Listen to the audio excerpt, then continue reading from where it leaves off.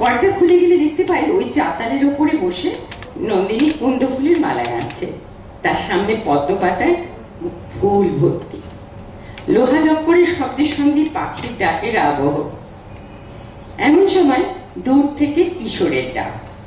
তার নাম কিশোর, আবার বয়সেও সে কিশোর। কিশোর ডাকে, নন্দিনী নন্দিনী নন্দিনী নন্দিনী নন্দিনী নন্দিনী। মালা গাঁথতে গাঁথতে নন্দিনী শুনছে, তার মুখে কৌতুক। বলে, আমাকে এত করে ডাকিস কেন কিশোর? আমি কি শুনতে পাইনি? বলে, শুনতে পাই জানি, কিন্তু আমার যে ডাকতে ভালো লাগে।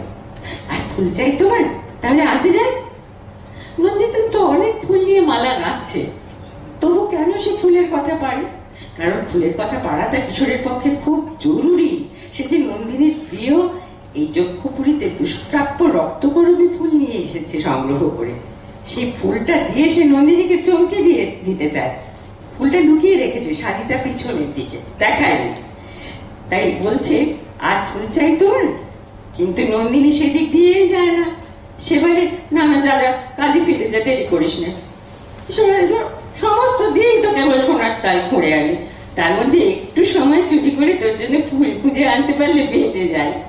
বলে, ওরে কিশোর, জানতে পারলে যে ওরা তোকে শাস্তি দেবে। উত্তরে কিশোর বলে, তুমি যে বলেছিলে রক্ত করবে তোমার চাই চাই। আচ্ছা, শাস্তি দেওয়ার উত্তরে এই কথাটা তো বলার কথা নয়, কিন্তু এখানে কিশোর তো রক্ত করবি দেওয়ার জন্য মরিয়া, তাই সে আবার পারে রক্ত করবের কথা। তুমি যে বলেছিলে রক্ত করবি তোমার চাই চাই। আমার আনন্দ এই যে রক্ত করবি এখানে সহজে মেলে না, অনেক খুঁজে পেতে এক জায়গায় এখানকার জঞ্জালের পিছনে একটি মাত্র গাছ পেয়েছি। পেয়েছিস? আমাকে দেখিয়ে দে কিশোর, আমি নিজে গিয়ে ফুল তুলে আনবো। না, আমার কথা বলো না নন্দিনী, নন্দিনী নিষ্ঠুর হয় না। ওই গাছটি থাক আমার একটি মাত্র গোপন কথার মতো। বিশু তোমাকে গান শুনে, সে তো নিজের গান। এখন থেকে তোমাকে আমি ফুল জোগাবো, এ আমার নিজের ফুল। কিন্তু এখানকার জানোয়ারেরা তোকে শাস্তি দেয়, আমার যে বুক ফেটে যায়। আর সেই ব্যথায় আমার ফুল আরো বেশি করে আমারই হয়ে পড়ে। ওরা হয় আমার দুঃখের ধন, কিন্তু তোদের এ দুঃখ আমি সইব কি করে? কিসের দুঃখ? একদিন তোর জন্য প্রাণ দেহ নন্দিনী। হ্যাঁ, এই কথা কতবার মনে মনে ভাবি। এমন কথা তো আমরা সহসা উচ্চারণ করি না, মনে মনে হয়তো কারো কারো সম্পর্কে ভাবি। নন্দিনী সজল হয়ে ওঠে, বলে, তুই তো আমাকে এত দিলি, তোকে আমি কি ফিরিয়ে দেবো বলতো কিশোর? তবে এই সত্যটি কর নন্দিনী, আমার হাত থেকে রোজ সকালে ফুল নিবি। নিরুপায় নন্দিনী বলে ফেলে, আচ্ছা তাই শুনি। যেই বলে সঙ্গে সঙ্গে কিশোর আনন্দে লাফিয়ে ওঠে। নন্দিনী শঙ্কিত হয়ে বলে, কিন্তু তুই একটু সামলে চলিস।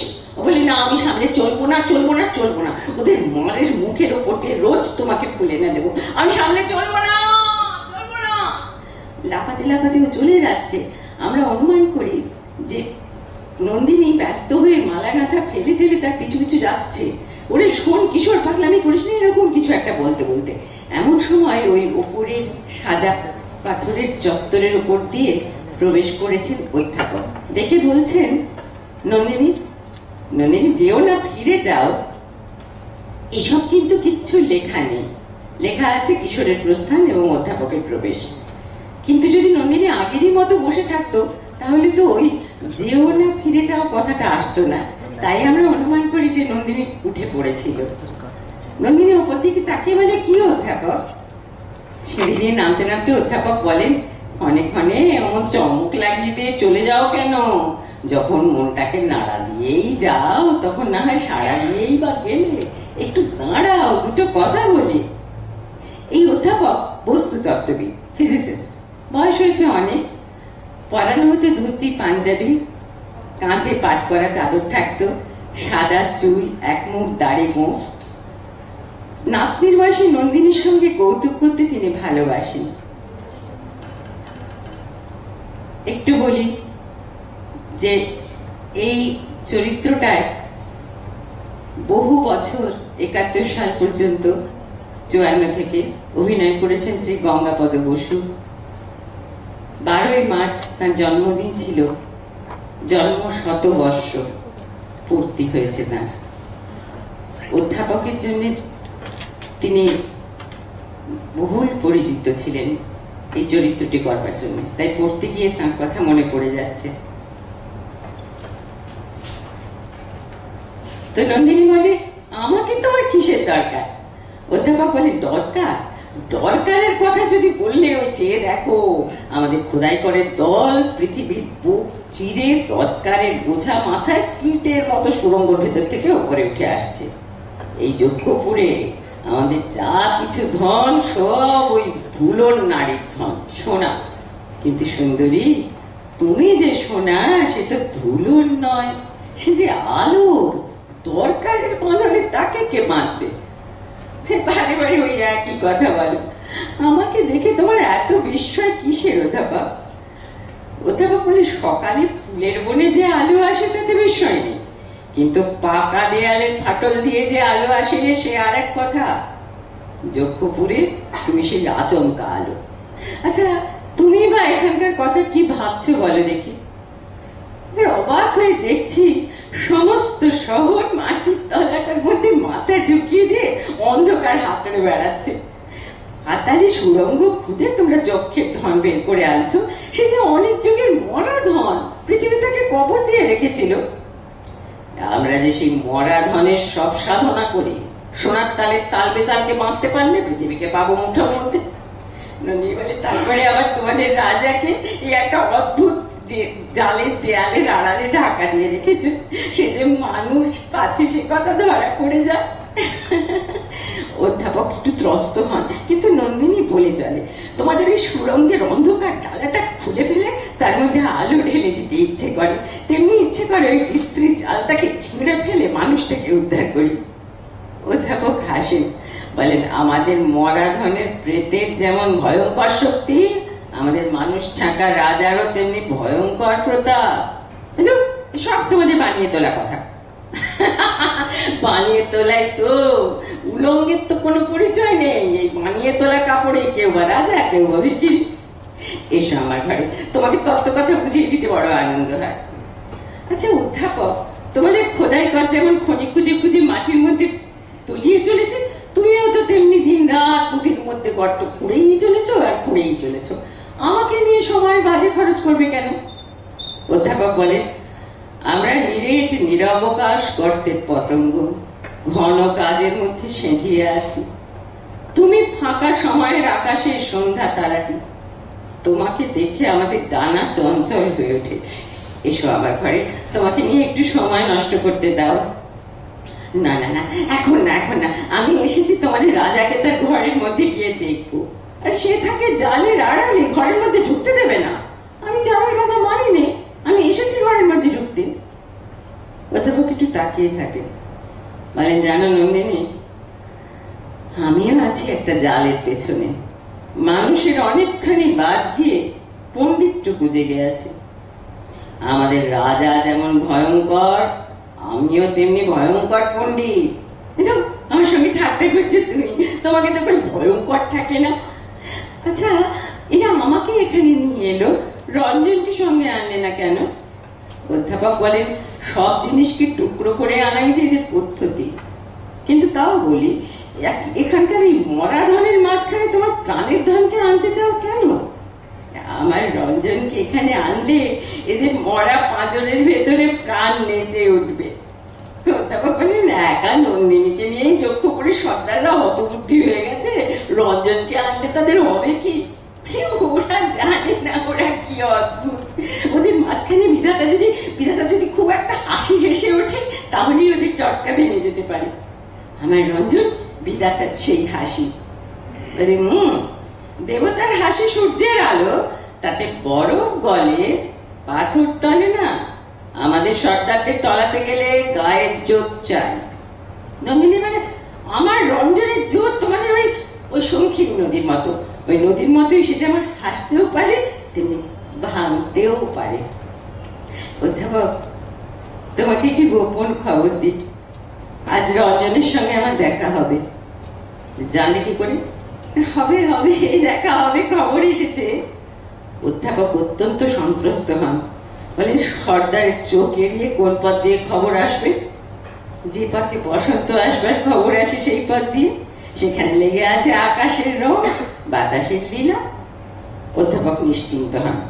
ও, তার মানে আকাশের রঙে বাতাসের লীলায় উড়ো খবর এসেছে। উড়ো খবর? যখন রঞ্জন আসবে তখন দেখিয়ে দেব উড়ো খবর কেমন করে মাটিতে এসে পৌঁছলো। অধ্যাপক হেসে ফেল। রঞ্জনের কথা উঠলে নন্দিনীর মুখ আর থামতে চায় না।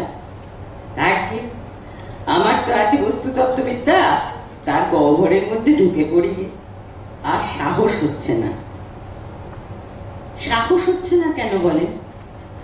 তাহলে কি যক্ষপুরীর নিয়মের সঙ্গে ভালোবাসার জোরের কোনো বিরোধ আছে? লেখা আছে, খানিকটা গিয়ে ফিরে এসে তিনি বলছেন, নন্দিনী, একটা কথা তোমাকে জিজ্ঞাসা করি, এই যক্ষপুরীকে তোমার ভয় করছে না? না, ভয় করবে কেন? গ্রহণের সূর্যকে জন্তুরা ভয় করে, যক্ষপুরী গ্রহণ লাগা পুরী। আমি তোমাকে বলছি এখানে থেকো না।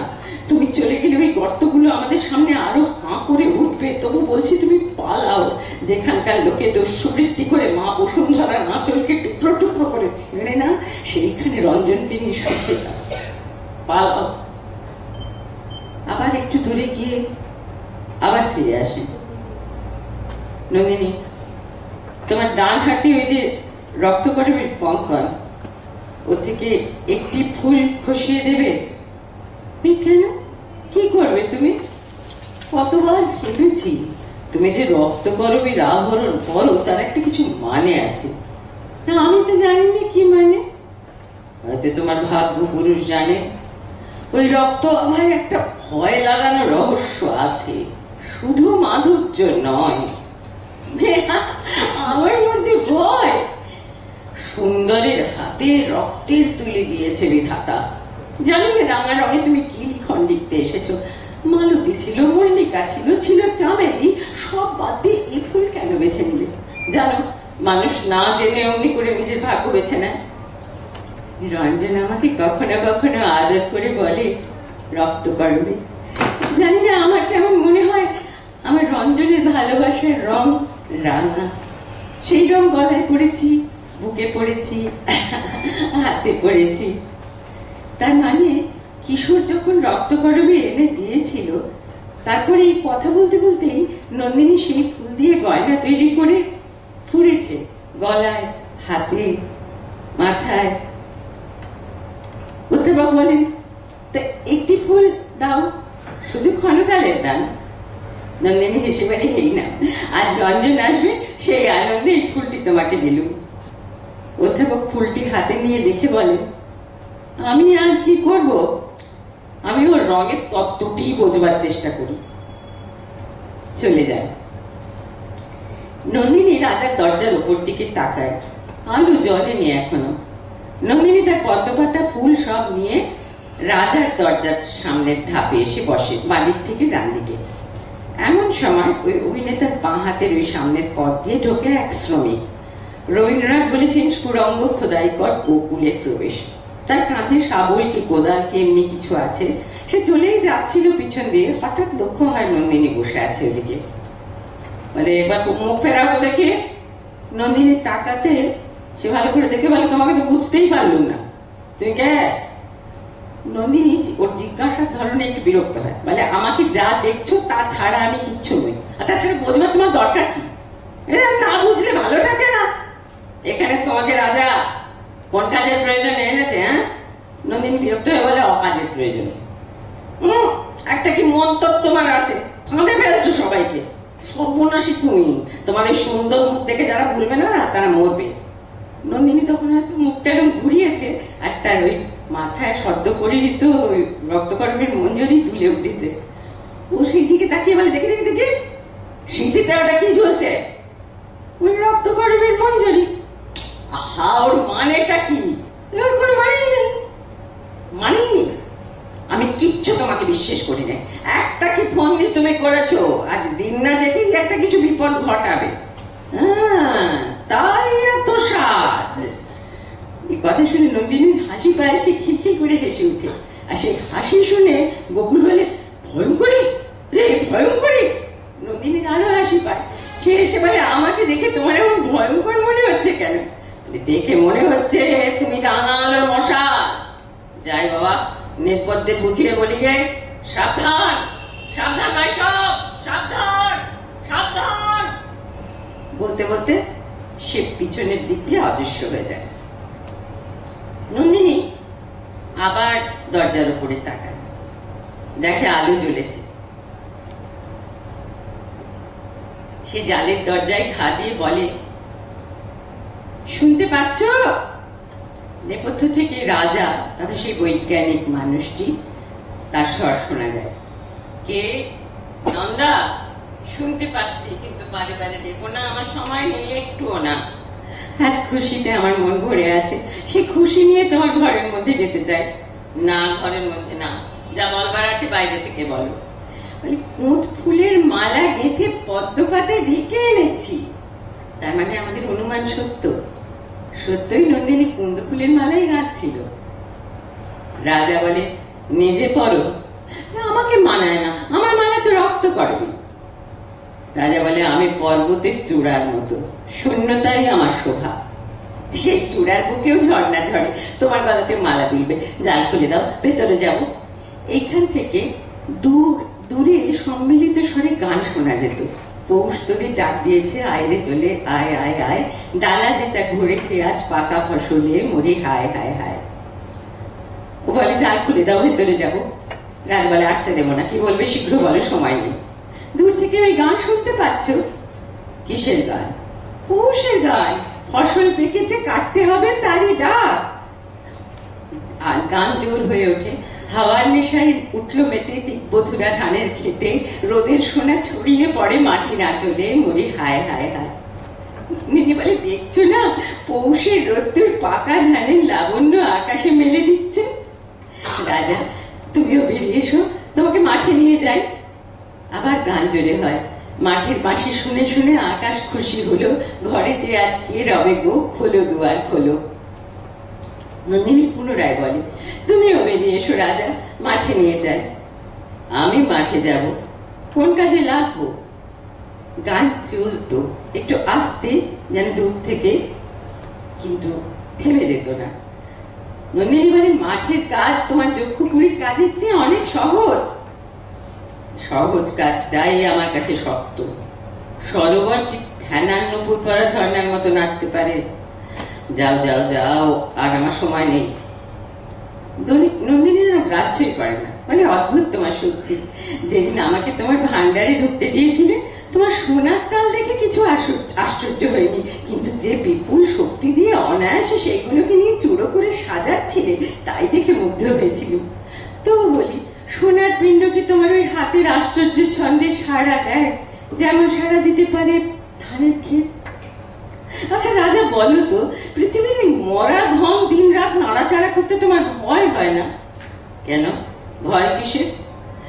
পৃথিবী আপনার প্রাণীর জিনিস, আপনি খুশি হয়ে দেয়, কিন্তু যখন তার বুক চিরে ওই মরা হাড়গুলোকে ঐশ্বর্য বলে ছিনিয়ে নিয়ে আসো, তখন অন্ধকার থেকে একটা কানা রাক্ষসের অভিসম্পাদ নিয়ে আসো। অভিসম্পাদ? হ্যাঁ, খুনোখুনি কাড়াকাড়ির অভিসম্পাদ। সাপের কথা জানি না, এই জানি যে আমরা শক্তি নিয়ে আসি। আমার শক্তিতে তুমি খুশি হও নন্দিনী?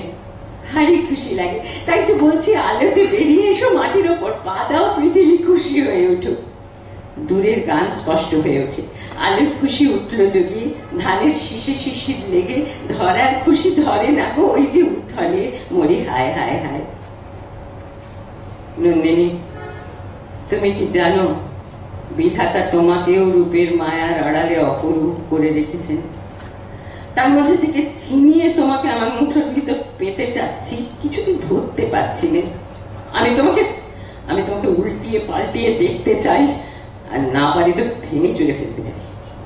ও কি বলছো তুমি? তোমার এই রক্ত কলমের আহাটুকু ছেঁকে নিয়ে আমার চোখে অঞ্জন করে পড়তে পারি না। কেন? সামান্য পাপড়ি কটা আঁচল চাপা দিয়ে বাধা দিয়েছে। তেমনি বাধা তোমার মধ্যে, কোমল বলেই কঠিন। আচ্ছা নন্দিনী, আমাকে কি মনে করো খুলে বলো তো। ও সে আরেকদিন বলবো, আজকে তোমার সময় নেই, আজ আমি যাই। না, যেও না, বলে যাও। আমাকে কি মনে করো বলো? কতবার বলেছি তোমাকে মনে করি আশ্চর্য। প্রকাণ্ড হাতে প্রচন্ড জোর ফুলে ফুলে উঠছে, ওই ঝড়ের আগেকার মেঘের মতো। দেখে আমার মন নাচে। আচ্ছা, রঞ্জনকে দেখে তোমার মন যে নাচে, সেও কি? সে নাচে তার আলাদা, সে তুমি বুঝবে না। বুঝবো, বুঝতে চাই, সব কথা আমি বুঝিয়ে বলতে পারি না। আমি যাই। যেও না, যেও না, বলো আমাকে তোমার ভালো লাগে কিনা। হ্যাঁ, ভালো লাগে, ওই রঞ্জনের মতোই। ঘুরে ফিরে ওই একই কথা। এসব কথা তুমি বোঝো না। রাজা বলে কিছু কিছু বুঝি। আমি জানি রঞ্জনের সঙ্গে আমার তফাৎটা কি। আমার মধ্যে কেবল জোরই আছে, আর রঞ্জনের মধ্যে আছে জাদু। জাদু? জাদু বলছো কাকে? বুঝিয়ে বলবো? পৃথিবীর নিচের তলায় পিণ্ড পিণ্ড পাথর, লোহা, সোনা, সেইখানে রয়েছে জোরের মূর্তি। উপরের তলায় একটুখানি কাঁচা মাটিতে ঘাস উঠছে, ফুল ফুটছে, সেইখানে রয়েছে জাদুর খেলা। দুর্গমের থেকে হিরে আনি, মানিক আনি, সহজের থেকে ওই প্রাণের জাদুটুকু কেড়ে আনতে পারি না। তোমার এত আছে, তবু কেবলই আমার লোভীর মতো কথা বলে কেন? আমার যা আছে সব বোঝা হয়ে আছে। সোনাকে জমিয়ে তুলে তো পরশ মনে হয় না। শক্তি যতই বাড়ায়, যৌবনে পৌঁছলো না। হ্যাঁ রে, আর সব বাঁধা পড়ে, কেবল আনন্দ বাঁধা পড়ে না। তুমি তো নিজেকেই নিজে জালি বেঁধেছো, তারপর কেন এমন ছটফট করছো আমি বুঝতে পারি না। বুঝতে পারবে না। আমি আমি একটা প্রকাণ্ড মরুভূমি। তোমার মতো একটি ছোট্ট ঘাসের দিকে হাত বাড়িয়ে বলছি, আমি তপ্ত, আমি রিক্ত, আমি ক্লান্ত।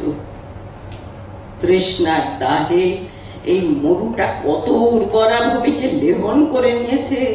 তাতে মরুর পরিসরই বাড়ছে। ওই একটুখানি দুর্বল ঘাসের মধ্যে যে প্রাণ আছে, তাকে আপন করতে পারছে না। তুমি যে এত ক্লান্ত, তোমাকে দেখে তো তা মনেই হয় না। আমি তো তোমার মস্ত জোরটাই দেখতে পাচ্ছি। নন্দীন, একদিন দূর দেশে আমারই মতো একটা ক্লান্ত পাহাড় দেখেছিলাম। বাইরে থেকে বুঝতেই পারেনি তার সমস্ত পাথর ভিতরে ভিতরে বেঁধিয়ে উঠেছে। একদিন গভীর রাতে ভীষণ শব্দ শুনলুম, যেন কোন দৈত্যের দুঃস্বপ্ন কুমড়ে কুমড়ে হঠাৎ ভেঙে গেল। সকালে দেখি পাহাড়টা ভূমিকম্পের টানে মাটির নিচে তলিয়ে গেছে। শক্তির ভার নিজের অগোচরে কেমন করে নিজেকে পিষে ফেলে, সেই পাহাড়টাকে দেখে তাই বুঝেছিল। আর তোমার মধ্যে একটা জিনিস দেখছি, সেই উল্টো। আমার মধ্যে কি দেখছো? বিশ্বের বাঁশিতে নাচের যে ছন্দ বাজে, সেই ছন্দ। নদিনী, সেই ছন্দের বস্তুর বিপুল ভার হালকা হয়ে যায়। সেই ছন্দে গ্রহ নক্ষত্রের দল ভিখারি নটবালকের মতো আকাশে আকাশে নেচে বেড়াচ্ছে। সেই নাচের ছন্দেই নন্দিনী তুমি এমন সহজ হয়েছ, এমন এমন সুন্দর। আমার তুলনায় তুমি কতটুকু, তবু তোমাকে ঈর্ষা করে তুমি নিজেকে সবার থেকে হরণ করে রেখে বঞ্চিত করেছো। সহজ হয়ে ধরা দাও না কেন? নিজেকে গুপ্ত রেখে বিশ্বের বড় বড় মালখানার মোটা মোটা জিনিস চুরি করতে বসেছি। কিন্তু যে দান বিধাতার হাতের মুঠির মধ্যে ঢাকা, সেখানে তোমার চাঁপার কুলির মতো আঙুলটি যতটুকু পৌঁছয়, আমার সমস্ত দেহের জোর তার কাজ দিয়ে যায় না। বিধাতার সেই বদ্ধ মুঠো আমাকে খুলতেই হবে। তোমার এইসব কথা আমি ভালো বুঝতে পারি না। আমি যাই। আচ্ছা যেও, কিন্তু জানলার বাইরে হাত বাড়িয়ে দিচ্ছি, তোমার হাতখানি একবার এর উপরে রাখো। না না না, তোমার সবখানে বাদ দিয়ে কেবল হঠাৎ একটা হাত বেরিয়ে এলে সে আমার ভয় করে। কেবল একখানা হাত দিয়ে ধরতে চাই বলেই সবাই আমার কাছ থেকে পালিয়ে যায়। কিন্তু সব দিয়ে যদি তোমাকে ধরতে চাই, ধরা দেবে কি নন্দিনী? তুমি তো আমাকে ঘরের মধ্যেই যেতে দিলে না, তবে কেন এসব কথা বলছো? না, আমার অনবকাশের উজান ঠেড়ে তোমাকে ঘরে আনতে চাইনি। যেদিন পালের হাওয়ায় তুমি অনায়াসে আসবে, সেই দিন আগমনের লগ্ন লাগবে। সে হাওয়া যদি ঝড়ের হাওয়া হয় তো সেও ভালো, এখনো সময় হয়নি। আমি তোমাকে বলছি রাজা, সেই পালের হাওয়া আনবে রঞ্জন, সে যেখানে যায় ছুটি সঙ্গে নিয়ে যায়। তোমার রঞ্জন যে ছুটি বয়ে নিয়ে বেড়ায়, সেই ছুটিকে রক্তকরবীর মধ্যে দিয়ে ভরে রাখে কে, আমি কি জানি না? নন্দন, তুমি তো আমাকে ফাঁকা ছুটির খবর দিলে, মধু কোথায় হবো? আজ আমি তবে যাই না, এই কথাটা জবাব দিয়ে যাও। ছুটি কি করে মধুতে ভরে, তার জবাব রঞ্জনকে চোখে দেখলেই পাবে। সে বড় সুন্দর সুন্দর সুন্দর। সুন্দরের জবাব সুন্দরী পায়, আর অসুন্দর যখন জবাব ছিনিয়ে নিতে চাইবি না, তার বাজে না ছুড়ে যায়। আর নয়, যাও যাও যাও, তুমি চলে যাও, না বিপদ ঘটবে। বলে যাচ্ছি, কিন্তু বলে গেলুম আজ আমার রঞ্জন আসবে আসবে আসবে, তুমি কিছুতেই তাকে ঠেকাতে পারবে না। রাজার দরজার আলো নিভে যায়, নন্দিনী কথা বলতে বলতে তার ফুল মালা গুছিয়ে নিয়ে চলে যায়। আর সঙ্গে সঙ্গে দেখা যায় ওই বাঁদিকের মঞ্চপথ দিয়ে প্রবেশ করেছে চন্দ্রা, ফাগুলার এক শ্রমিকের স্ত্রী। সে একটা মদের বোতল নিয়ে ঢুকেছে এবং সেটা প্রাণপণে লুকোবার চেষ্টা করছে, জায়গা খুঁজে পাচ্ছে না। ওদিকে তার স্বামী তাড়া দিচ্ছে, চন্দ্রা চন্দ্রা চন্দ্রা, আমার মদ কোথায় লুকিয়েছো? বলতে বলতে ভেতরে ঢুকে আসে, আমার মদ কোথায় লুকিয়েছো, বের করো চন্দ্রা, বের করো। চন্দ্রা ইতিমধ্যে সামনে ধাপে বসেছে আর মদটা একটা সিঁড়ির কোণায় লুকিয়েছে। চন্দ্রা বলছে, ও কি কথা, সকাল থেকেই মদ? ফাগুলাল বলে, হাত ছুটির দিন, কালোদের মানব চণ্ডী ব্রত গেছে, আজ দোয়াজা পূজা, সেই সঙ্গে অস্ত্র পূজা, বলতে বলতে খুঁজতে থাকে। চন্দ্রা তাড়াতাড়ি বোতলটা সামনে এসে আড়াল করে দাঁড়িয়ে বলে, বলো কি, ওরা কি ঠাকুর দেবতা মানে? ফাগুলাল বলে, ও মা, দেখোনি ওদের মদের ভাড়ার, অস্ত্রশালার, মন্দির একেবারে গায়ে গায়ে। বলতে বলতে লুকোনো মদটা দেখতে পেয়ে যায় ফাগুলাল, আর সঙ্গে সঙ্গেই জোর করে টেনে নিয়ে গলায় ঢালে। চন্দ্রা ধুম ধুম করে একদম কিল মারে পিঠে। তারপর বলে, ছুটি পেয়েছে বলেই মদ, ওই গায়ে থাকতে পারবো না, ছুটিতে তো এমন করতে না। মদ খেয়ে ফাগুলারের মেজাজ শান্ত। সে বলে, বনের মধ্যে পাখি ছুটি পেলে উঠতে পায়, আর খাঁচার মধ্যে তাকে ছুটি দিলে মাথা ঠুকে মরে। যক্ষপুরে কাজের চেয়ে ছুটি ভীষণ বালাই। তা কাজ ছেড়ে দাও না, চলো না ঘরে ফিরে। ঘরের রাস্তা বন্ধ, জানো না বুঝি? কেন কেন বন্ধ? বলে, আমাদের ঘর নিয়ে ওদের কোনো মুনাফা নেই। তা আমরা কি ওদের দরকারের গায়ে আঁচ করে লাগানো, যেন ধানের গায়ে তুষ? ফালতু কিচ্ছু নেই। ফাগুলাল হাসে, বলে, আরে আমাদের বিশু পাগল তো বলে যে আস্ত হয়ে থাকাটা সেটা কেবল পাঁঠার নিজের পক্ষেই দরকার। যারা তাকে খায় তারা হাড় গোড় খুর ল্যাচ বাদ দিয়েই খায়, এমনকি হাড় কাঠের সামনে তারা যে ভ্যা করে ডাকে সেটাকেও বাহুল্য বলে আপত্তি করে। বলে খুব হাসতে থাকে। এই কথা যখন সে বলছে তখন দূর থেকে বিশু পাগলের গান শোনা যায়। সে গান শুনেও বলে, ওই ওই বিশু পাগল গান গাইতে গাইতে আসছে। চন্দ্র বেশ ইঙ্গিত সহকারে বলে, কিছুদিন থেকে হঠাৎ ওর গান খুলে গেছে। ফাগুলার মানুষটা একটু সাদা সরল, সে ইঙ্গিতটা বুঝতে পারে না। বলে, হ্যাঁ তাই তো দেখছি। চন্দ্র এই সারল্যে বিরক্ত হয়, বলে, ওকে নন্দিনীতে পেয়েছে, সে ওর প্রাণ টেনেছে, গানও টেনেছে। তো বলে, হ্যাঁ, তো তাতে আশ্চর্যটা কি? চন্দ্র একটু কটমট করে তাকিয়ে বলে, না আশ্চর্য কিছু নেই, ওকে বলি একটু সাবধানে থেকো, কোন দিন তোমারও গলা থেকে গান টেনে বের করবে, আর সেদিন যে পাড়ার লোকের কি দশা হবে। ফাগুলাল হো হো করে হেসে ওঠে। চন্দ্র বলে, মায়াবিনী মায়া জানে বিপদ ঘটাবে। ফাগুলাল আবার হাসে, বলে, আরে বিশুর বিপদ তো আজ ঘটেনি, এখানে আসবার অনেক আগে থাকতে ও নন্দিনীকে জানে। চন্দ্রা বিরক্ত হয় ফাগুলালের ওপর, কিন্তু বিশুকে আদর করে ডাকে, বিশুরে আয়, বিশুরে আয়, আরে শুনে যাও শুনে যাও। যাও কোথায়? গান শোনাবার লোক এখানেও এক একজন মিলতে পারে, নিতান্ত লোকসান হবে না, শোনো শোনো। বিশু গান গাইতে গাইতে ঢোকে, মোর স্বপন তরীর কে তুই নেই, লাগলো পারে নেশার হাওয়া, পাগল পরাণ চলে গিয়ে। চন্দ্রা ঠোঁট টিপে বলে, তোমার ওই স্বপন তরীর মেয়েটি কে সে আমি জানি। বিশু বলে, বাইরে থেকে কেমন করে জানবে, আমার তরীর মাঝখান থেকে তো তাকে দেখোনি। চন্দ্রা রেগে গিয়ে বলে, তোরই তো ওভাবে একদিন বলে দিবি তোমার সেই সাধের নন্দিনী। এই ঠিক এই সময় ওই গোকুল সেই সন্দেহবাতিক খোদাইকর তার প্রবেশ। সে সেই নন্দিনীর মতন বিষয়টি পেয়ে গিয়ে বড় খুশি হয়। ওই নিন্দেতে জোর দেয়, বলে দেখো বিশু, তোমার এই নন্দিনীকে কিন্তু ভালো ঠেকছে না। বিশু বলে কেন, কি করেছে? বলে আরে কিছু করে না, তাইতেই তো খটকা লাগে। আচ্ছা এখানকার রাজা খামকা ওকে আনালে কেন? ওর রকম সকম কিচ্ছু বুঝি না। হ্যাঁ বেয়াই, এ আমার দুঃখের জায়গা। ও যে এখানে অষ্টপ্রহর কেবল সুন্দরী পড়া করে বেড়াই, আমরা দেখতে পারি। গোকুল বলে হ্যাঁ, আমরা বিশ্বাস করি বেশ সাদা মোটা গোছের চেহারা, ওজনে ভারী, ওদের সর্দারনীদের স্মরণ করে বলে। বিশু খুব জোরে হেসে ওঠে, বলে যক্ষপুরীর হাওয়ায় সুন্দরের পরে অবজ্ঞা ঘটিয়ে দেয়, এইটাই সর্বনাশী। নরকেও সুন্দর আছে, কিন্তু নরকবাসী সেই সৌন্দর্যকে বুঝতেই পারে না। নরকবাসীর সবচেয়ে বড় সাজা তাই। আচ্ছা বেশ, আমরাই যেন মুখ্য, কিন্তু এখানকার সর্দার পর্যন্ত ওকে দু চক্ষে দেখতে পারে না, তা জানো? বলে দেখো দেখো চন্দ্রা, সর্দারের দু চক্ষু ছোঁয়ার যেন তোমাকে না লাগে, তাহলে আমাদের দেখেও তোমার চক্ষু লাল হয়ে উঠবে। খুব হাসে। তখন ফাগুলাল কেউ বলে, আচ্ছা তুই কি বলিস ফাগুলাল?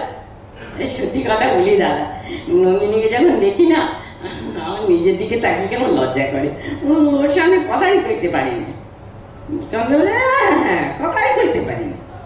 গোকুল বলে বিশু ভাই, ওই মেয়েকে দেখে তোমার মন ভুলেছে, সেই জন্য দেখতে পাচ্ছ না ও কি অলক্ষণ নিয়ে এসেছে। বুঝতে বেশি দেরি হবে না, বলে রাখলু। বলে সে চলে যায়। এখানে প্রস্থান কথাটি লেখা নেই, কিন্তু এর পরে গোকুলের আর কোনো সংলাপ নেই, তাতে আন্দাজ হয় যে এই সময় বেরিয়ে যায়। সে চলে গেলে ফাগুলাল বলে, বিশু ভাই তোমার বেয়াল জানতে চায় আমরা মদ খাই কেন। মদ খাই কেন? হ্যাঁ, মদ খাও কেন? স্বয়ং বিধির কৃপায় মদের বরাদ্দ জগতের চারদিকেই, এমনকি বেয়াল তোমাদের ওই চোখের কটাক্ষেও। বলে ওই দেখো, আমাদের এই বাহুতে আমরা কাজ জোগাই, আর তোমাদের বাহু বন্ধনে তোমরা মদ জোগাও। জীবলোকে মজুরি করতে হয়, আবার মজুরি ভুলতেও হয়, তো মদ না হলে সেটা ভোলাবে কিসে? বলে তাই বই কি, তোমাদের মতো জন্মমাতারের জন্য বিধাতার দয়ার তো আর অন্ত নেই, মদের ভান্ডা একেবারে উপর করে দিয়েছে। বিশ্ববেলা একদিকে ক্ষুধা মারছে চাহুক, তৃষ্ণা মারছে চাহুক, তারা জ্বালা ধরিয়েছে, বলছে কাজ কর। অন্যদিকে বনের সবুজ মেলেছে মায়া, রোদের সোনা মেলেছে মায়া, ওরা নেশা ধরিয়েছে, বলছে ছুটি ছুটি। মা, এইগুলোকে মদ বলে নাকি? হ্যাঁ, প্রাণের মদ, নেশা থেকে, কিন্তু দিন রাত লেগে আছে। প্রমাণ দেখো, এ রাজ্যে এলুম, পাতালে শীত কাটার কাজে লাগলুম, সহজ মদের বরাদ্দ বন্ধ হয়ে গেল। অন্তরাত্মা তাই তো হাটের মদ নিয়ে মাতামাতি করছে। সহজ নিঃশ্বাসে যখন বাধা পড়ে, তখনই না মানুষ হাঁপিয়ে নিঃশ্বাস টানে বেয়ান। চন্দ্রা যেন কি একটা হয় হঠাৎ, বলে এসো না বিরাট, পালাই আমরা। বলে পালাই? চন্দ্র বলে হ্যাঁ, পালাই আমরা। কোথায়? সে নীল চাঁদোয়ার নিচে, সে খোলা মদের হাটটায়। হ্যাঁ, রাস্তা বন্ধ, তাই তো এই কয়েদখানার চোরাই মদের উপর এমন ভয়ঙ্কর টান। আমাদের না আছে আকাশ, না আছে অবকাশ, তাই 12 ঘন্টার সমস্ত হাসি গান সূর্যের আলো কড়া করে চুমিয়ে নিয়েছে এক চুমুকের তরল আগুনে। যেমন ঠাস দাসত্ব, তেমনি নিবিড় ছুটি। মদ খায়। চন্দ্রা বলে, যাই বলো বিশুরিয়া, যক্ষপুরীতে এসে তোমরাই মজেছ, আমাদের মেয়েদের তো কিছু বদল হয়নি। বলে হয়নি তো কি, তোমাদের ফুল গেছে শুকিয়ে, এখন সোনা সোনা করে প্রাণটা খাচ্ছে। কখনো না, আমি বলছি হ্যাঁ, ওই যে ফাগু হতভাগা 12 ঘন্টার পরে আরো 4 ঘন্টা যোগ করে খেটে মরে, তার কারণটা ফাগুও জানে না, তুমিও জানো না, অন্তর্যামী জানেন। তোমার সোনার স্বপ্ন ভেতরে ভেতরে ওকে চাবুক মারে, আর সে চাবুক ও সর্দারের চাবুকের চেয়েও কড়া, এটা মনে রেখো ভাইয়া।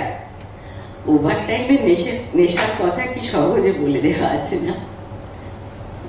ফাগুলাল হঠাৎ বলে ওঠে, আচ্ছা ভাই বিশু, তুমি তো একদিন পুঁথি পড়ে পড়ে চোখ খোয়াতে বসেছিলে, তোমাকে আমাদের মতো মুখ্যদের সঙ্গে কোদাল ধরালে কেন? এই এতদিন আছি, এই কথাটির জবাব বেআইয়ের কাছ থেকে কিছুতেই আদায় করে গেল না। ঠাকুরের বলে অথচ কথাটা সকলেই জানে। চন্দ্রালি কি বিষয় বলে, কি বলো দেখি? আমাদের খবর নেবার জন্য ওরা তোমাকে চড় রেখেছিল। সবাই জানতিস যদি তো আমাকে জ্যান্ত রাখলি কেন? আরে এও জানি যে ও কাজ তোমার দ্বারা হলো না। চন্দ্রা বলি, ইস এমন আরামের কাজে টিকতে পারলে না বেআই। বিষয় বলে, আরামের কাজ? একটা সজীব দেহ, তার পিছনে পৃষ্ঠপ্রণ হয় অষ্টপ্রহর লেগে থাকে। বললুম দেশে যাব, শরীর বড় খারাপ। সর্দার বললেন, হা হা, এত খারাপ শরীর নিয়ে দেশে যাবেই বা কেমন করে? তবু চেষ্টা দেখো। চেষ্টা দেখলুম, শেষে দেখি যক্ষপুরীর কবলের মধ্যে ঢুকলে তার হাঁটা বন্ধ হয়ে যায়। এখন তার জঠরের মধ্যে যাবার একটি পথ ছাড়া আর পথই নেই। আজ তার সেই আশাহীন আলোহীন জঠরের মধ্যে তলিয়ে গেছি।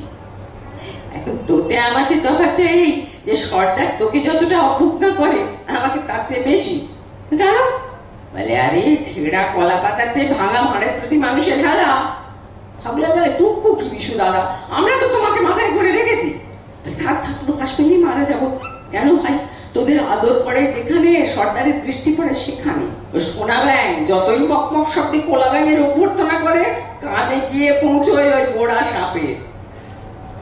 চন্দ্রা হয়তো ফুট থেকে খুলে একটা পান মুখে দেয়। কতদিনের আমাদের কাজ পুরোবে? 5তে তো দিনের শেষ লেখে না। একদিনের পর দুদিন, দুদিনের পর 3 দিন, সুড়ঙ্গ কেটেই চলেছি। এক হাতের পর 2 হাত, 2 হাতের পর 3 হাত। তাল তাল সোনা তুলে আনছি। 1 তালের পর 2 তাল, 2 তালের পর 3 তাল।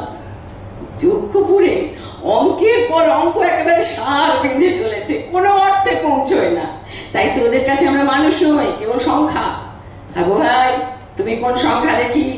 ভাগুলাল দেখায়, এই যে পিঠের কাপড়ে দাগা আছে, আমি 47-এর খ। বিশু নিজেরটা দেখি বলে, আমি 69-এর ও। গায়ে ছিল মানুষ, এখানে এসে হয়েছি 10-25-এর ছ। বুকের ওপর দিয়ে জুয়ো খেলা চলছে।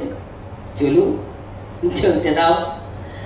চন্দ্রা বলে, নবান্নের সময় এলো বলে গ্রামে গ্রামে তার জোগাড় চলছে। পায়ে পড়ি, ঘরে চলো। একবার সর্দারকে গিয়ে আমরা যদি। স্ত্রী বুদ্ধিতে সর্দারকে এখনো চেনোনি বুঝি? কেন, ওকে দেখে তো আমার বেশ।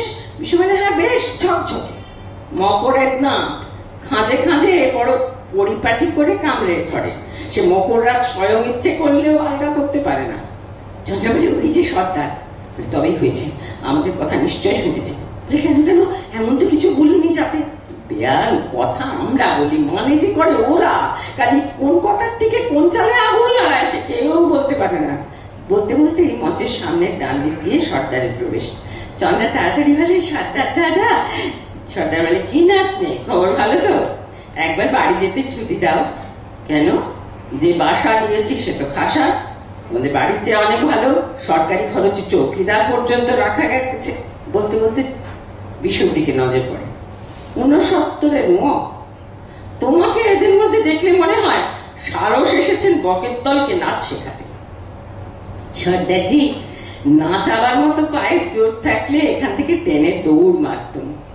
তোমাদের এলাকায় নাচানো ব্যবসা যে কত সাংঘাতিক, তার মোটা মোটা দৃষ্টান্ত দেখেছি।